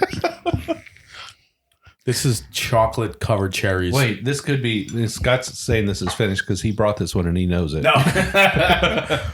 No, I don't. It's. We did discuss our choices at some point, so we kind of knew what we were kind of teetering on. But this was like a choice of a very a large amount of bottles, and I don't think any of them were finished. Wow, this is chocolate covered cherries. Scott. Now that you say that, this is definitely. Now you've got me convinced that maybe it's not. I don't know that it's chocolate covered cherries, but I'm definitely getting the Christmas Whitman's box. Oh, yeah. You know what I mean? Yeah. It's like, okay, man, when I get behind the chocolate, what am I going to get in there? Yeah. But there's some cherry chocolates. Because I hate when they don't label what's in each chocolate. And you bite it and you go, oh my goodness. Yeah. Son of a, what is, I don't want orange. Sorry, we're talking loud. Yeah. So, I don't know about chocolate covered cherries, but I wouldn't be surprised if it's not cherries with chocolate inside, because it's definitely cherry chocolate. Yeah, absolutely. This is one of those the Nocello chocolates that my mother eats. Yeah, I think we had a few seconds there where we were probably just pinging the mics. I think they were just going crazy. But he was funny. Oh, he was funny. So that's as close as you can get to a dessert bourbon as I've ever had. Wow. I pick up some brown sugars too. You guys get any brown sugar? For sure. This is just an onslaught of sweetness and dessert type aspects to it. Pretty incredible. Yeah, this is definitely a very creamy, sugary, chocolatey cherry. Oh, let me get all the words in there. But not a high proof and a long finish on this. Power. thing. It's power. I think it's got some proof. I feel like this is a high proof, but doesn't drink like one because of all that sweetness. I can see that. Yeah. Yeah. Have you guys has anybody tasted it yet? Yeah. So usually, Scott, I'm the one that's following up. I'm the one that's usually still on the nose when everybody else has had their third taste. I get a cherry apple pie on mine. Cherry apple pie finished with chocolate mousse. Chocolate mousse. This thing is an attack on the sides of the tongue. You feel that? Absolutely. Yeah. Now, what is it you taste on the sides of your tongue? I get a lot of citrus on the side of my tongue. Do you? Yeah. Not necessarily in this one, but I pick up a lot of citrus on the sides.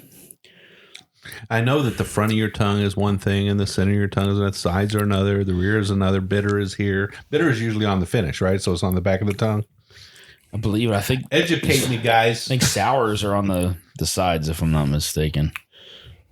I don't know. See, now I got to go Google. This is one of those bourbons again where you get that nice sweetness up front, and boom, like this is so much of a mid palate. It is mid. I was going to say that it is the mid part. That what I call that round in the corner. Yeah. That is where the best part of this particular bourbon is. You guys don't get any chocolate on the finish? I do. Yeah. For me, I can't get past the chocolate in this. Yeah. This is one of you would figure that this is like finishing a Hershey's barrel.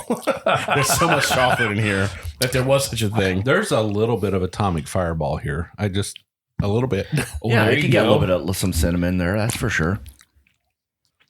Some cinnamon aspect too, and I could get that. But on the sides of my palate, I'm getting a tartness. Yeah. This is definitely not a well-rounded bourbon. Okay. This is a bourbon that juts out in a few very specific areas, I think. And it's very prominent on chocolate. I think a little bit on the spicy cinnamon aspect. Yeah. I when you said fireball and I took another sip, maybe that's where I'm getting that cinnamon apple. Cinnamon Red Hots. Yeah. Red Hots. Yeah. Absolutely. Yeah. This is I don't know that I would categorize this as a hot bourbon, but I think it's definitely a spicy bourbon. Yeah. It's spicy, but yeah. Again, I still think that I think it's a higher proof, but I think that chocolatey aspect to it, that cherry, that cinnamon is making tones it down just a tad. Yeah. The legs are ridiculous. I mean, that legs are long, which is another reason why I'm saying it's probably a high proof. Are you guys all getting a nice long finish though with this? Oh yeah, absolutely. It lasts quite a while. Yeah. It's a cinnamon that just lingers. But the flavor bomb for me is on the mid palate, like Jim was saying, and that's what we were saying. Yeah. The mid is where it's at on this. It's not the most balanced that I've had, but the flavor explosion on the mid palate is really remarkable. So do you use the word balanced and rounded sort of interchangeably? Yeah, kind of. If I say rounded, to me, I kind of look more for it's more of a balance aspect to it. It's got the sweet notes, the spiky notes, the sweetness that you love in a bourbon, but also the finish. You get that really nice rounded effect, to most to a really good pour. And so when I say rounded, but rounded to me also means sometimes a fuller flavor profile. It's not just cinnamon. It's not just vanilla, caramel, oak. It has cinnamon, caramel, a fruitiness aspect, maybe a chocolate aspect to it, and then the finish. So are you guys kind of organizing your picks so far in the order you feel like I think so. They're coming in? Yeah, I really enjoy this. Something that it kind of missed out on for me was the front of the palate, because it feels like it hits that mid so fast that it just completely skips the front of the palate. And that's what to me what well-rounded means. Yeah, drag strip bourbon. Yeah, this the one, initial, the mid, and the finish are all about the same, and that's what well-rounded means to me. And this one is not. It hits that mid quick. It does, and you know what? It kind of attacks the sides of my tongue pretty quickly, and it sits there on the back of the palate and lingers. So it's got a good finish. Yeah, it's got a good finish. But But it's kind of a cinnamon, spicy, red hot kind of. Yeah, I mean it. It's a good bourbon. Yeah. It's a delicious bourbon. Yeah, it's delicious. I don't know if there's any subpar to here tonight, actually. Yeah, no, I don't. Out of all of these, this is going to be pretty tough to pick. It's really kind of, and if you reverse the orders of these, any of these other whiskeys, any of these other bourbons could have affected the other one. I do feel like there's stuff that I've tried in here before, though. Without a doubt. Yeah, definitely. Yeah, more than one. I would say this to me is the most unique. This to me is something if I had to guess, I'm not sure. Yeah, I think this is appropriately the last pour because if you were arranging these in the order of how they would attack your palate, this one would be. I like that idea. Yeah. Appropriately the last pour. Yeah. To me, if I had the only thing that I would come close to guessing this as would be close to a flavor profile that I've tasted would be a Woodford or maybe an Old Forester. I do get a lot of chocolatey aspect to those brands in particular, but I could be wrong. I've never tasted anything like this from an Old Forester or a Woodford. So I don't think it's that. That salami you just had didn't influence this at all, right? you guys don't think this would be like an Old Fitz, do you? An older Old Fitz?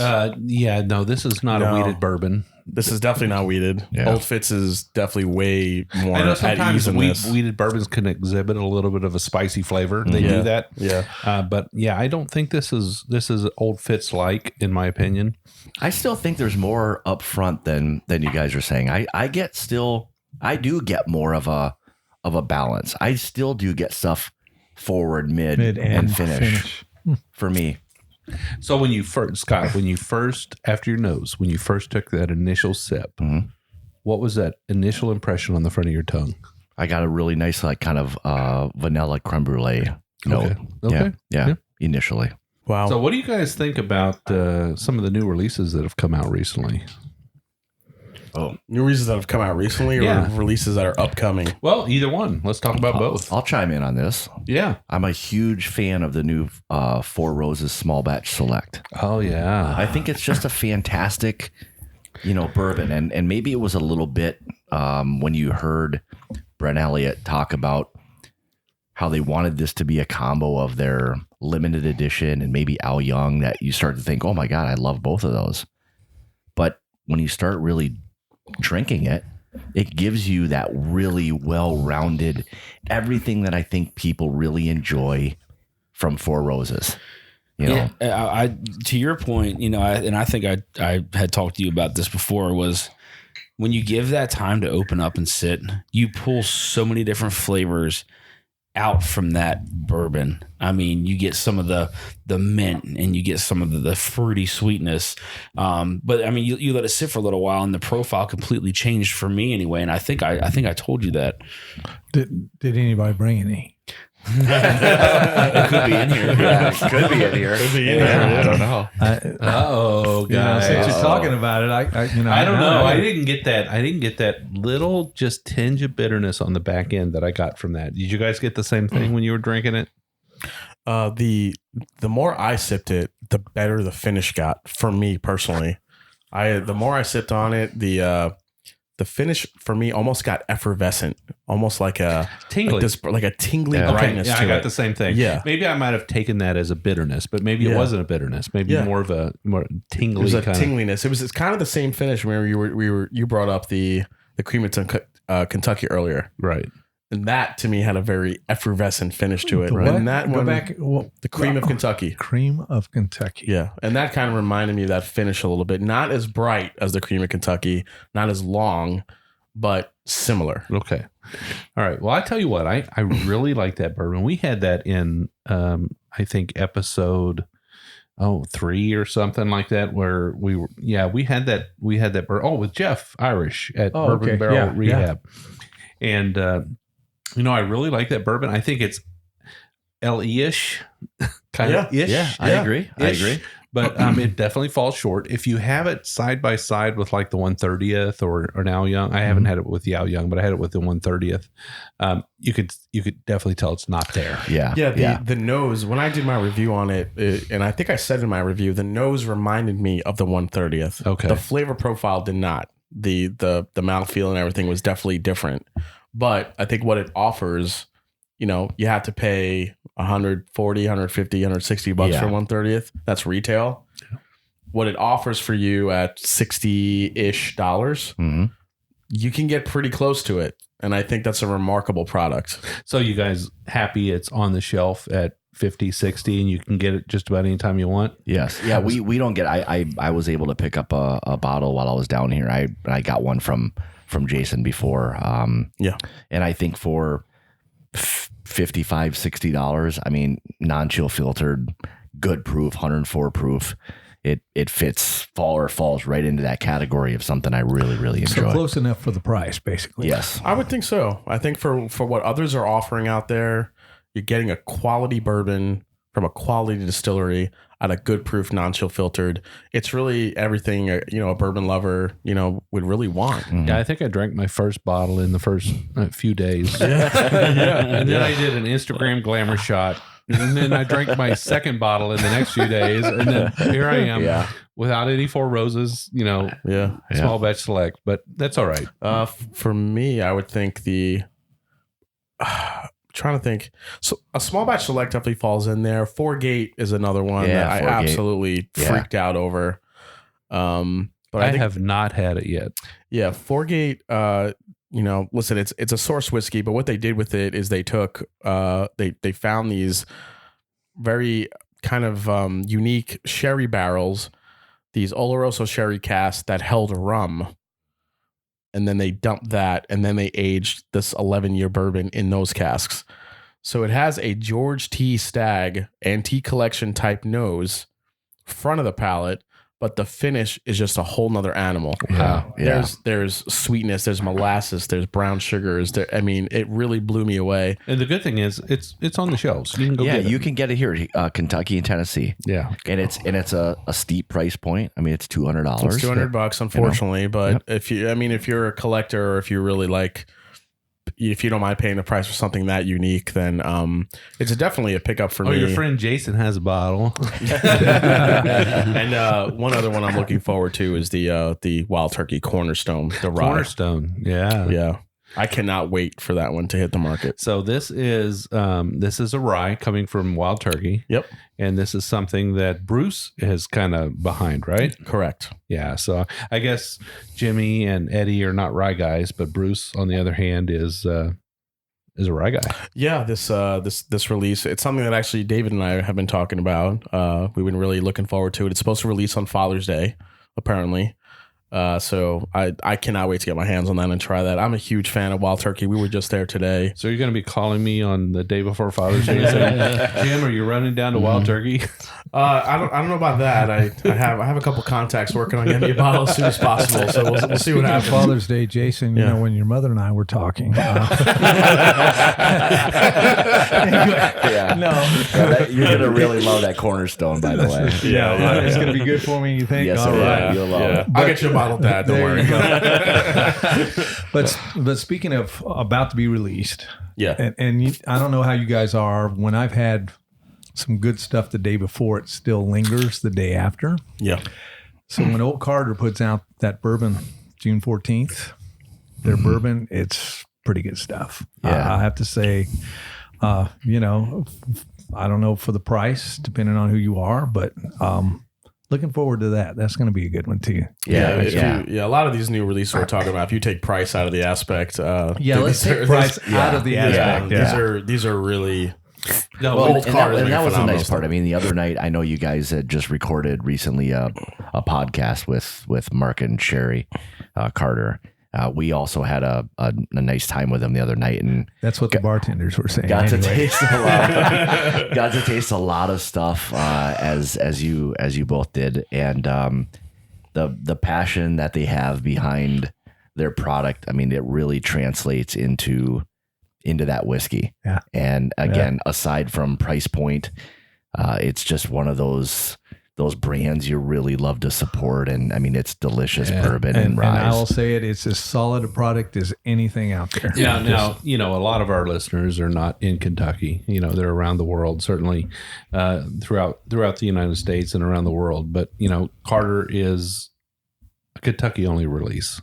So it's really hard for people to get that It was the first I'd ever had. So, but we fully expect all bourbon aficionados to get on an airplane and come to Louisville at least once a year and tour the distilleries, right? It's part of coming to Kentucky. You can make your plans, head to Kentucky, and while you're hunt out some Foregate and hunt down some Carter. That's right. That's right. Old Carter.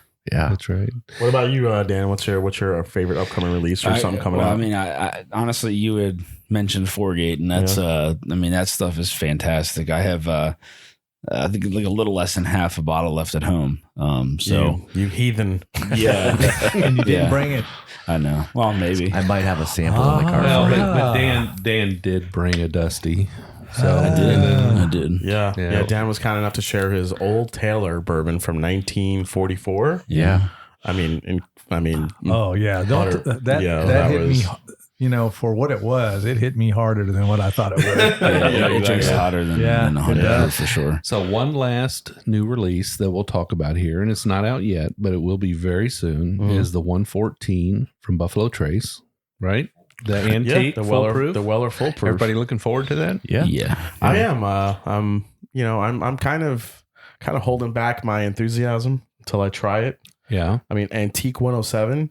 I am one of the lucky ones that I can get Antique any day of the week. Right. In Ohio. For some reason, Weller Antique, Weller Special Reserve comes in extremely often, especially every Tuesday. I go to my store and it's usually there every morning. It sells out fast, but if I'm there early, I can get it. Is it going to be that much better than the Weller Antique? That's what I really want to know. Well, I know one thing. You and I are going to find out early. Yes, we are. Because we're going on a 114 pick. Oh, I am so looking forward to it. On my birthday, by the way. Your birthday. What day is your birthday? July 9th. July 9th. Oh, my goodness, guys. Big birthday present for Jason. Did I ever say you guys was my friends? He's your son. Yeah. Oh, there you go. Yeah. Well, we'll give a shout out to the liquor outlet here in Louisville, Kentucky, who we pick for. Yes. And, we're going to go on that pick, and we're going to pick a darn good barrel. I guarantee it. Yeah, absolutely. And you folks out there just line up because this is going to be a good one. Yep. So one of these days when you guys going to pick me. Okay. Pick me to go too. We will, Randy. All right. Thanks. Absolutely. So everybody, Bourbon E, you got your notes? Got the notes. Is it possible to go back and try some of these? So here's what we're going to do, guys. Here's what we're going to do. Because we have gone through 5 bourbons and we've all taken notes, but we've also retained samples of each of the 5 bourbons each one of us has. We're going to go off air here for a minute. We're going to take a break and we're going to sample each one of these again. We'll do them side by side and we'll come to our own individual conclusions about what we think about these. And then the reveal is going to happen. And then we'll do the reveal. Oh, yes. And the ladies have put the key in a sealed envelope over there. So we're going to go grab it. All right. Gary has been protecting that envelope over there, I'm sure. Yeah, Gary's been watching that envelope. He's not letting anybody get near it, right? All right. So let's take a break here and we'll come back. Sound good? Sounds good. Sounds good.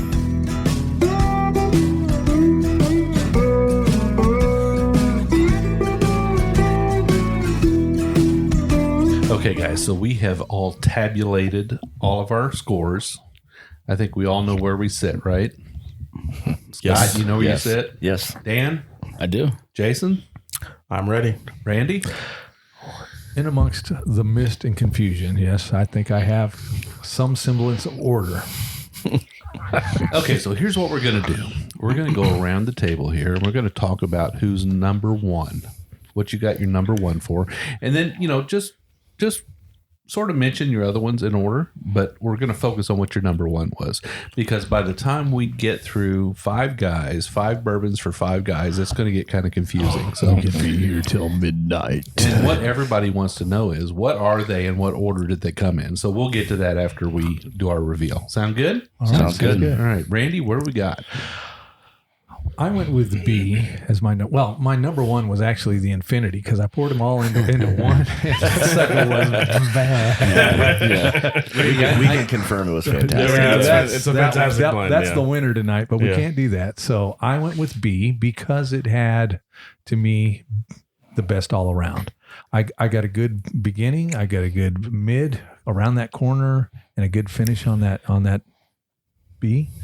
And so I rated them B, C, E, D, and A. B, C, E, D, and A. A because the pepper just basically canceled out any vanilla, caramel, and anything I got on A. So I had to put that at the bottom of the list because, you know, it was great. Don't get me wrong, but I'm looking for the best all around. I'm looking for the winner, and B was it for me. B, Randy. You know what's crazy about that, Randy, is looking at what you picked and looking at mine. It's almost the exact opposite order. So can we all agree that blind is the great equalizer? Absolutely. Yeah. And that we all have different palates, and it's all very subjective. This really is what it's all about when you come to pick something blind. Is just everybody's palate is different.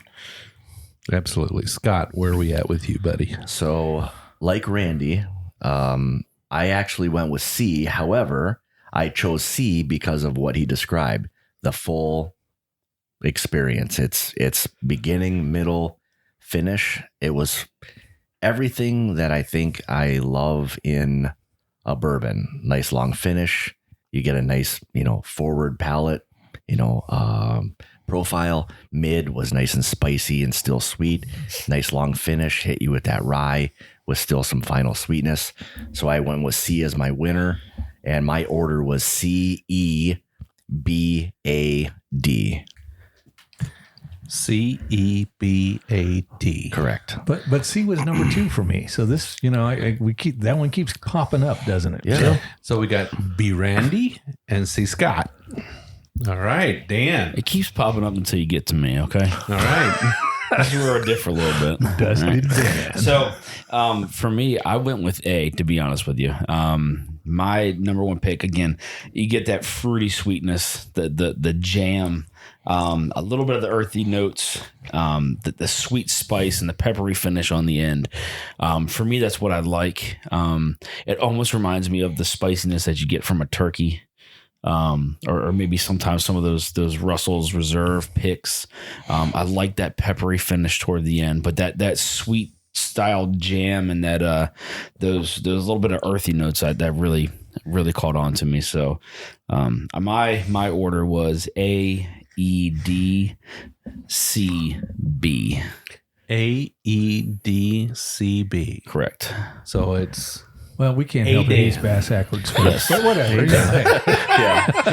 It's okay to be wrong. It's okay. I'm a little different. So to recap here, we've got B, Randy, C, Scott, A, Dan. Boy, this is shaping up, isn't it? Oh my goodness. Oh, God. right, Jason, I'm hit us, feeling buddy. the spotlight and the pressure. There you go, Jason. You're the man. on me right now. All right, so I think I got a little bit of everyone will be happy here. So my first pick was actually letter C as well, just like Scott. I love the apple cinnamon aspect to this bourbon, the corn sweetness, that fresh mash scent that I got to it on the nose, but the apple cinnamon spiciness. I think when I was describing it, it was apple cinnamon pie or like a Granny Smith apple pie with some cayenne pepper on it, because the finish just kept going and going and going. And for me, finish is a really big aspect of a bourbon. You can get all the sweetness you want, but if I'm not still kind of getting that pepperiness on the end and that really nice finish, it just falls flat for me. And between the flavor profile, the mid palate, that cinnamon sweetness, and then the finish that just lingered, that one really did it for me. So my final lineup was C, B, A, D, E. C, B, A, D, E. Yes. So C, Jason. C, Jason. C, Jason. So we've got B, Randy, C, Scott, A, Dan, C, Jason. Oh, I'm seeing a little bit of a trend here. All right, Jim. All right, it's my turn. You're the tiebreaker, buddy. All right. So for me, it was really close between A and C. I really kind of gravitated towards both of those. But at the end of the day, I went with C. C, Jim. C, Jim. So mine were, the reason I chose C is because I thought it was definitely bold. It was spicy. It had an amazing finish. Mm-hmm. And Jason, just like you, I got that apple cinnamon kind of wonderfulness, if that's a word. And it is now. It is now, and I really enjoyed it. So, it was really close with A. A was an amazing bourbon for me. But, I think C just won out by a point or two. It was just a little bit better. Yeah. So mine was C, A, D, B, E. C, A, D, B, E. So it's B, Randy, C, Scott, A, Dan, C, Jason, C, Jim. So we got 3 C's in there. Oh my goodness! Sounds like the C's are correct. But you know what? As we add up the points, we may find that it doesn't work out that way. So, That's correct. All right. So we're going to take a little break now, right? That's right. Do the scores, tally up, and then we'll be back with the scores and the reveals. And the reveals. And I can't wait to get my little tray.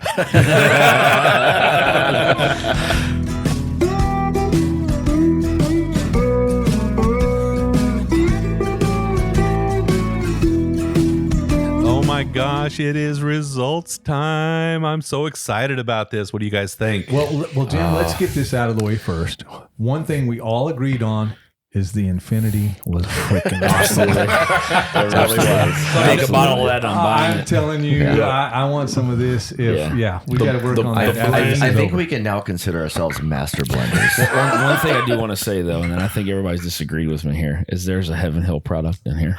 I'll be surprised. Dan has been adamant for the last 15 minutes that it's in Heaven Hill. I think it's B. All right. So we have Scott's dad. I'm so ready. Gary, Scott's dad, is here, and he's kind of the master of ceremonies.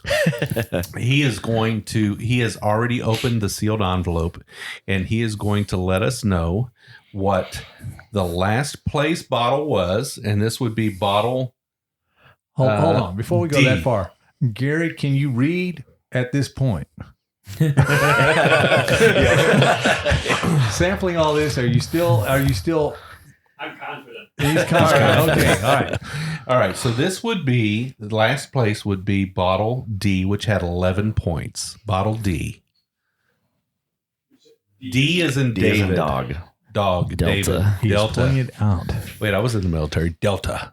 So D who brought is- this bottle? What is that? Oh my gosh! It was a 375 to start with. Oh, yeah. Who brought this bottle? That is my bottle.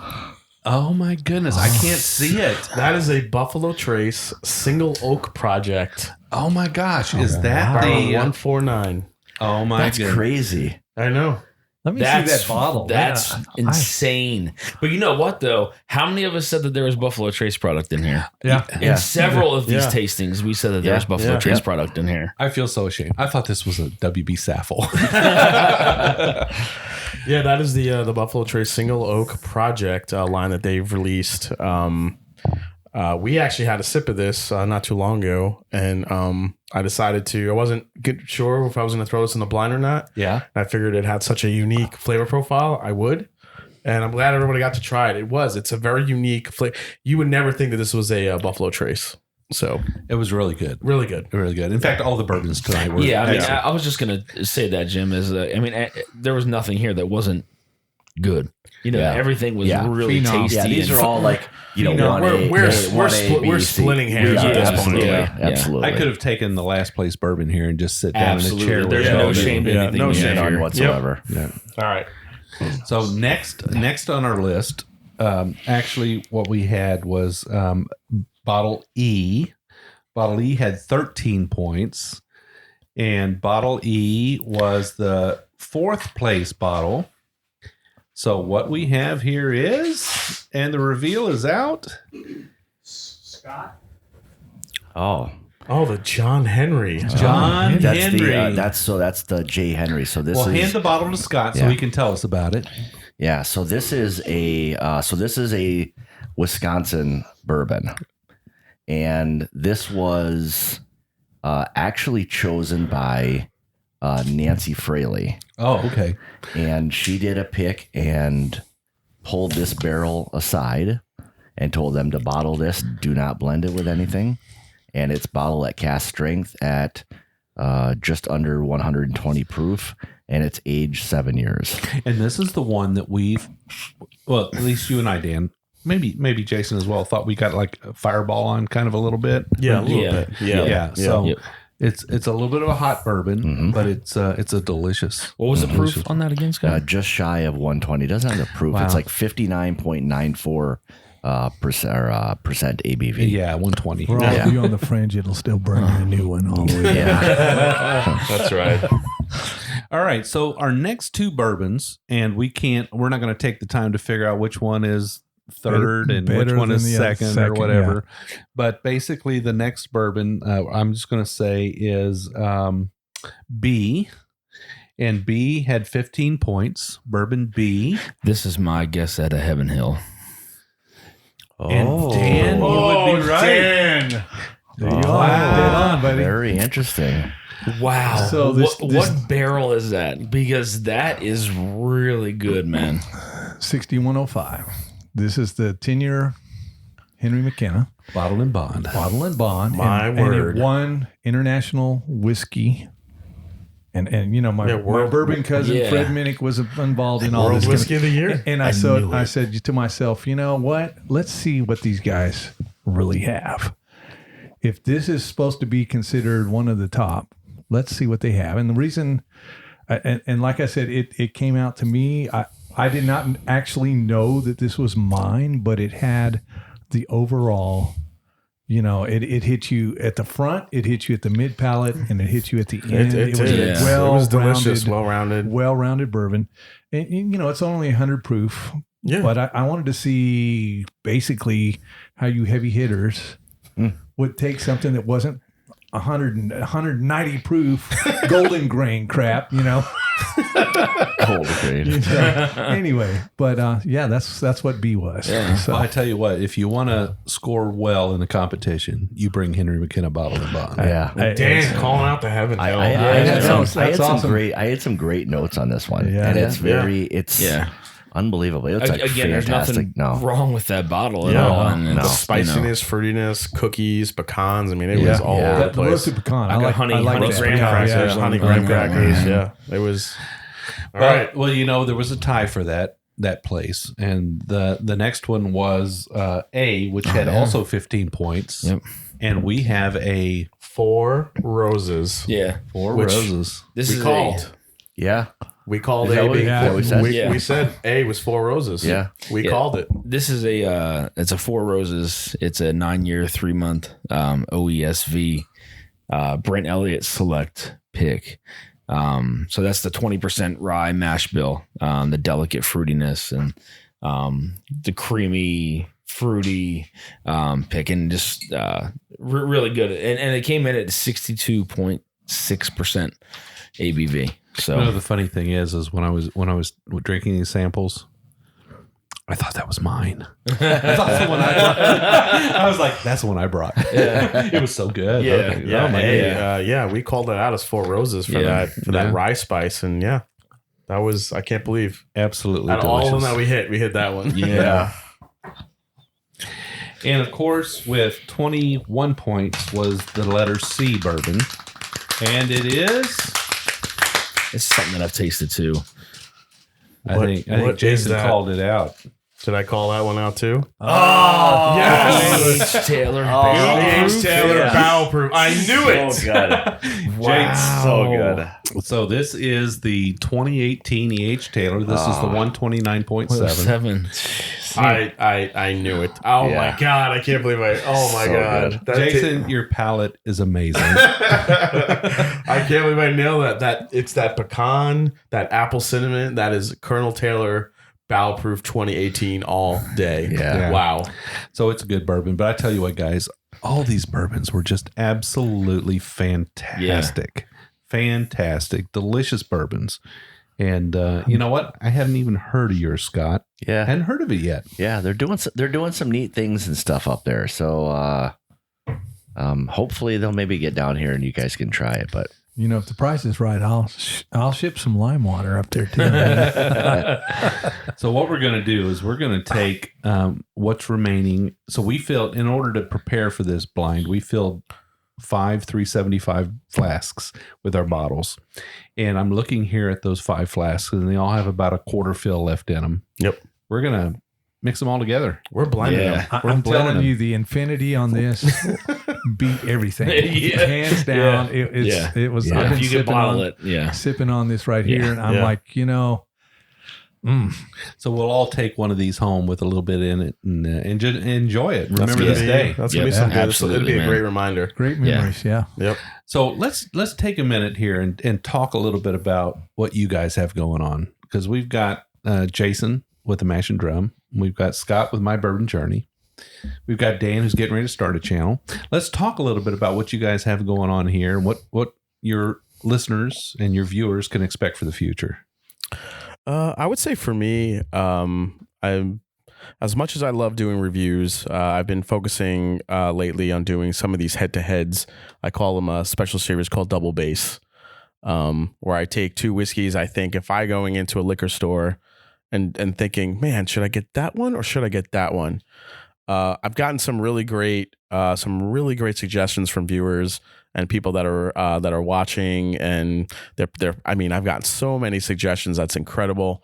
So, besides my normal reviews, which, if you guys don't know, visit the Mash and Drum on YouTube. You can find me on Instagram, the Mash and Drum as well, and on Twitter at MashND. Contact me. Let me know what you're drinking, what you're thinking about, if there's anything you want me to review. The thing with my reviews is not only will you get to know what I think of the bourbon, you will also get some history behind the distillery and also some history behind the bottle. If it's a new distillery, you'll know where it's coming from. I like to get into all that really bourbon geeky stuff. It's really what I love about bourbon, the stories and the people behind that's making the bourbon. So I do my regular reviews. I do a little bit of everything. I do some Scotch every now and then as well, but mostly bourbon and mostly ryes. I'll throw in a little Irish whiskey in there too every now and then. But between the reviews, I have my double base. I do my double base. I do the head-to-head series. I do some special series. I did the March Madness, the 30 to. A lot of fun. Yeah, it was a lot of fun. Between $20 to $30 bourbon bracket showdown, which was a lot of fun as well. And I also we have an upcoming episode that I collaborated with Scott called Off the Still, which I got to meet. My first episode is with Elizabeth McCall over at Woodford Reserve, where I get to sit down with a master distiller and go through their process, what they do, and so I can learn. So the second one's coming out soon. It'll also be available on Scott's channel, Off the Still, which will be with Caleb Kilburn over at Peerless. Looking forward to that. Yeah, one. so we got a lot of good stuff coming up. Yeah, great. And when you do your reviews, you don't just pop a bottle and taste it. You visit that bottle over a period of days, right? Yeah. So what I learned, as I mentioned to you before, I will pour the bottle maybe. When I choose to, okay, I'm going to review this, I will actually open it and pour it over the course of 2 to 3 days to see how it is from the first pour to the third pour.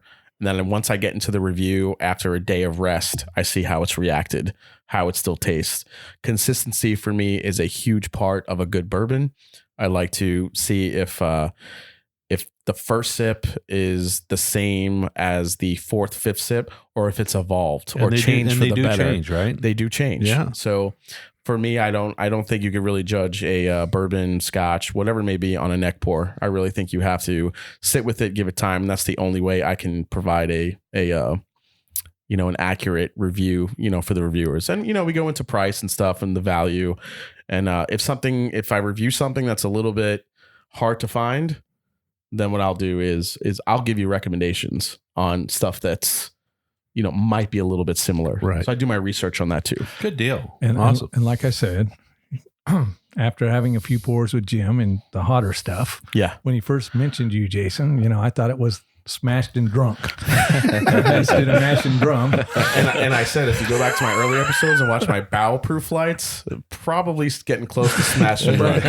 So we try a few samples with you, but anyway. All right, so we want a fun show called Smashed and Drunk. I'll work on that one. That'd be like the third pour with Bourbon Road here. Yeah.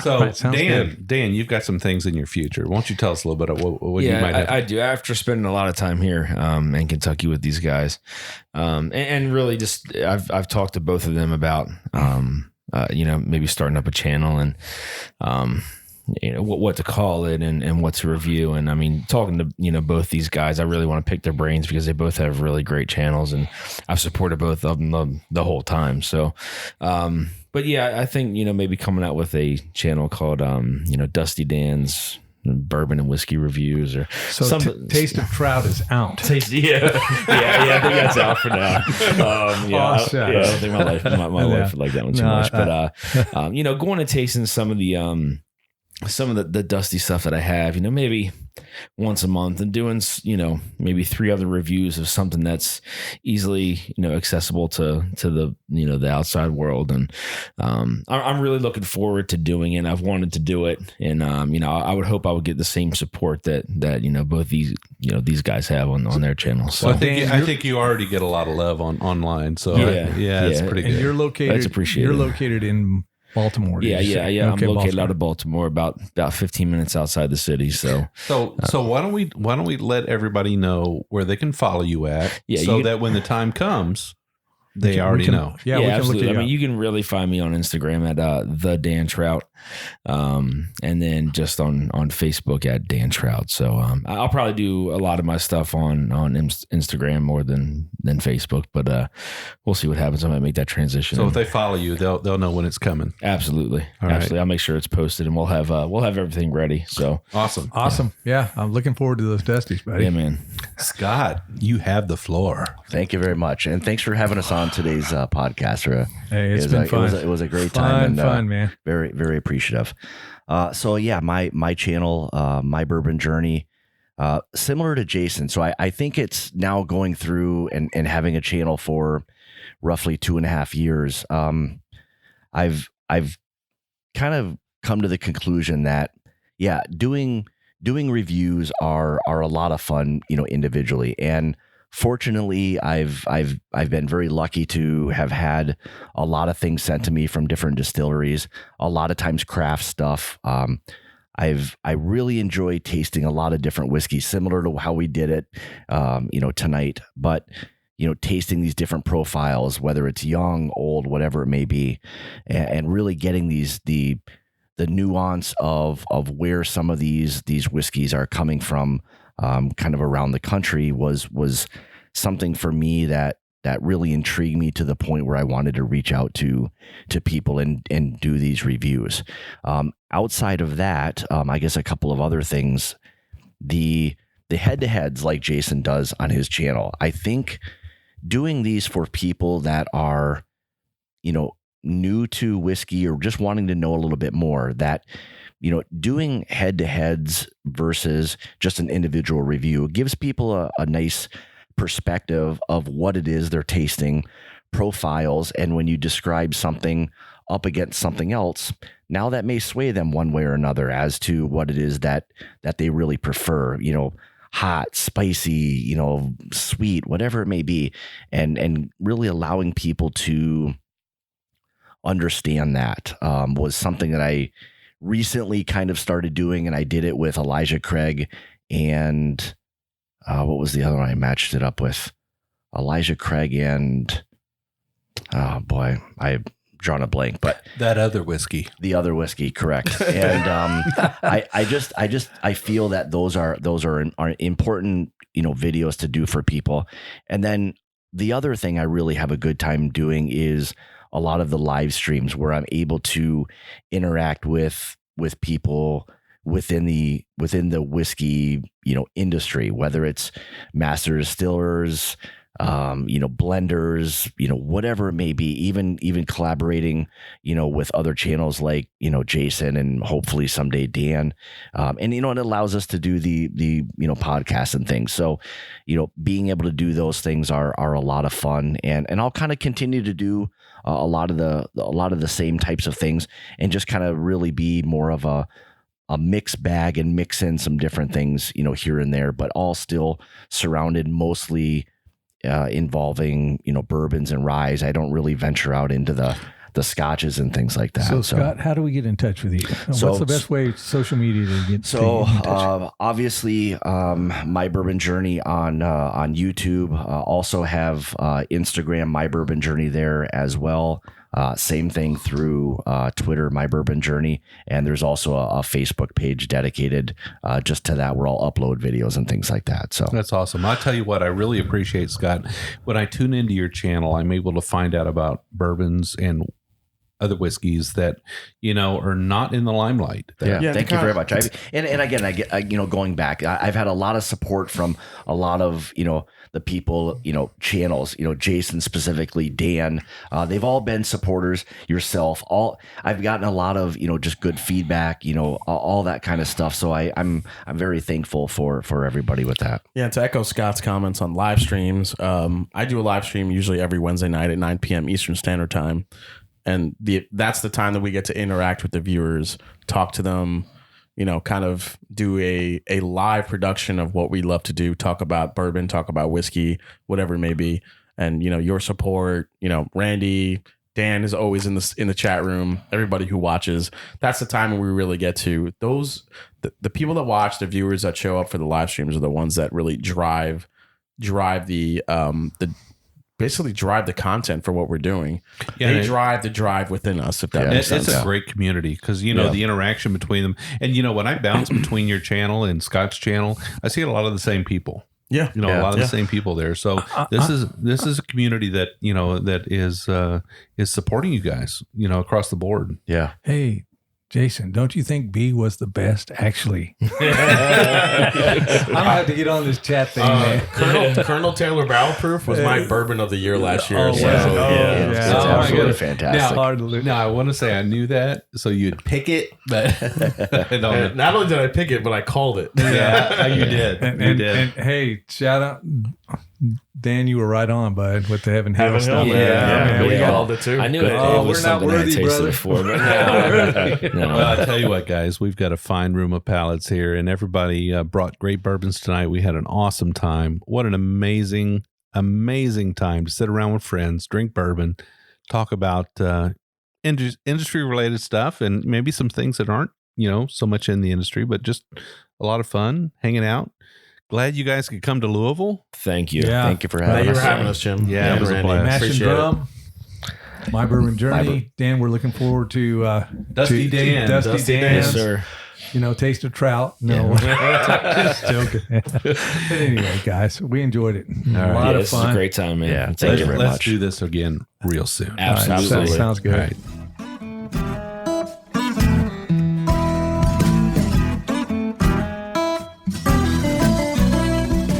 We do appreciate all of our listeners, and we'd like to thank you for taking time out of your day to hang out with us here on the Bourbon Road.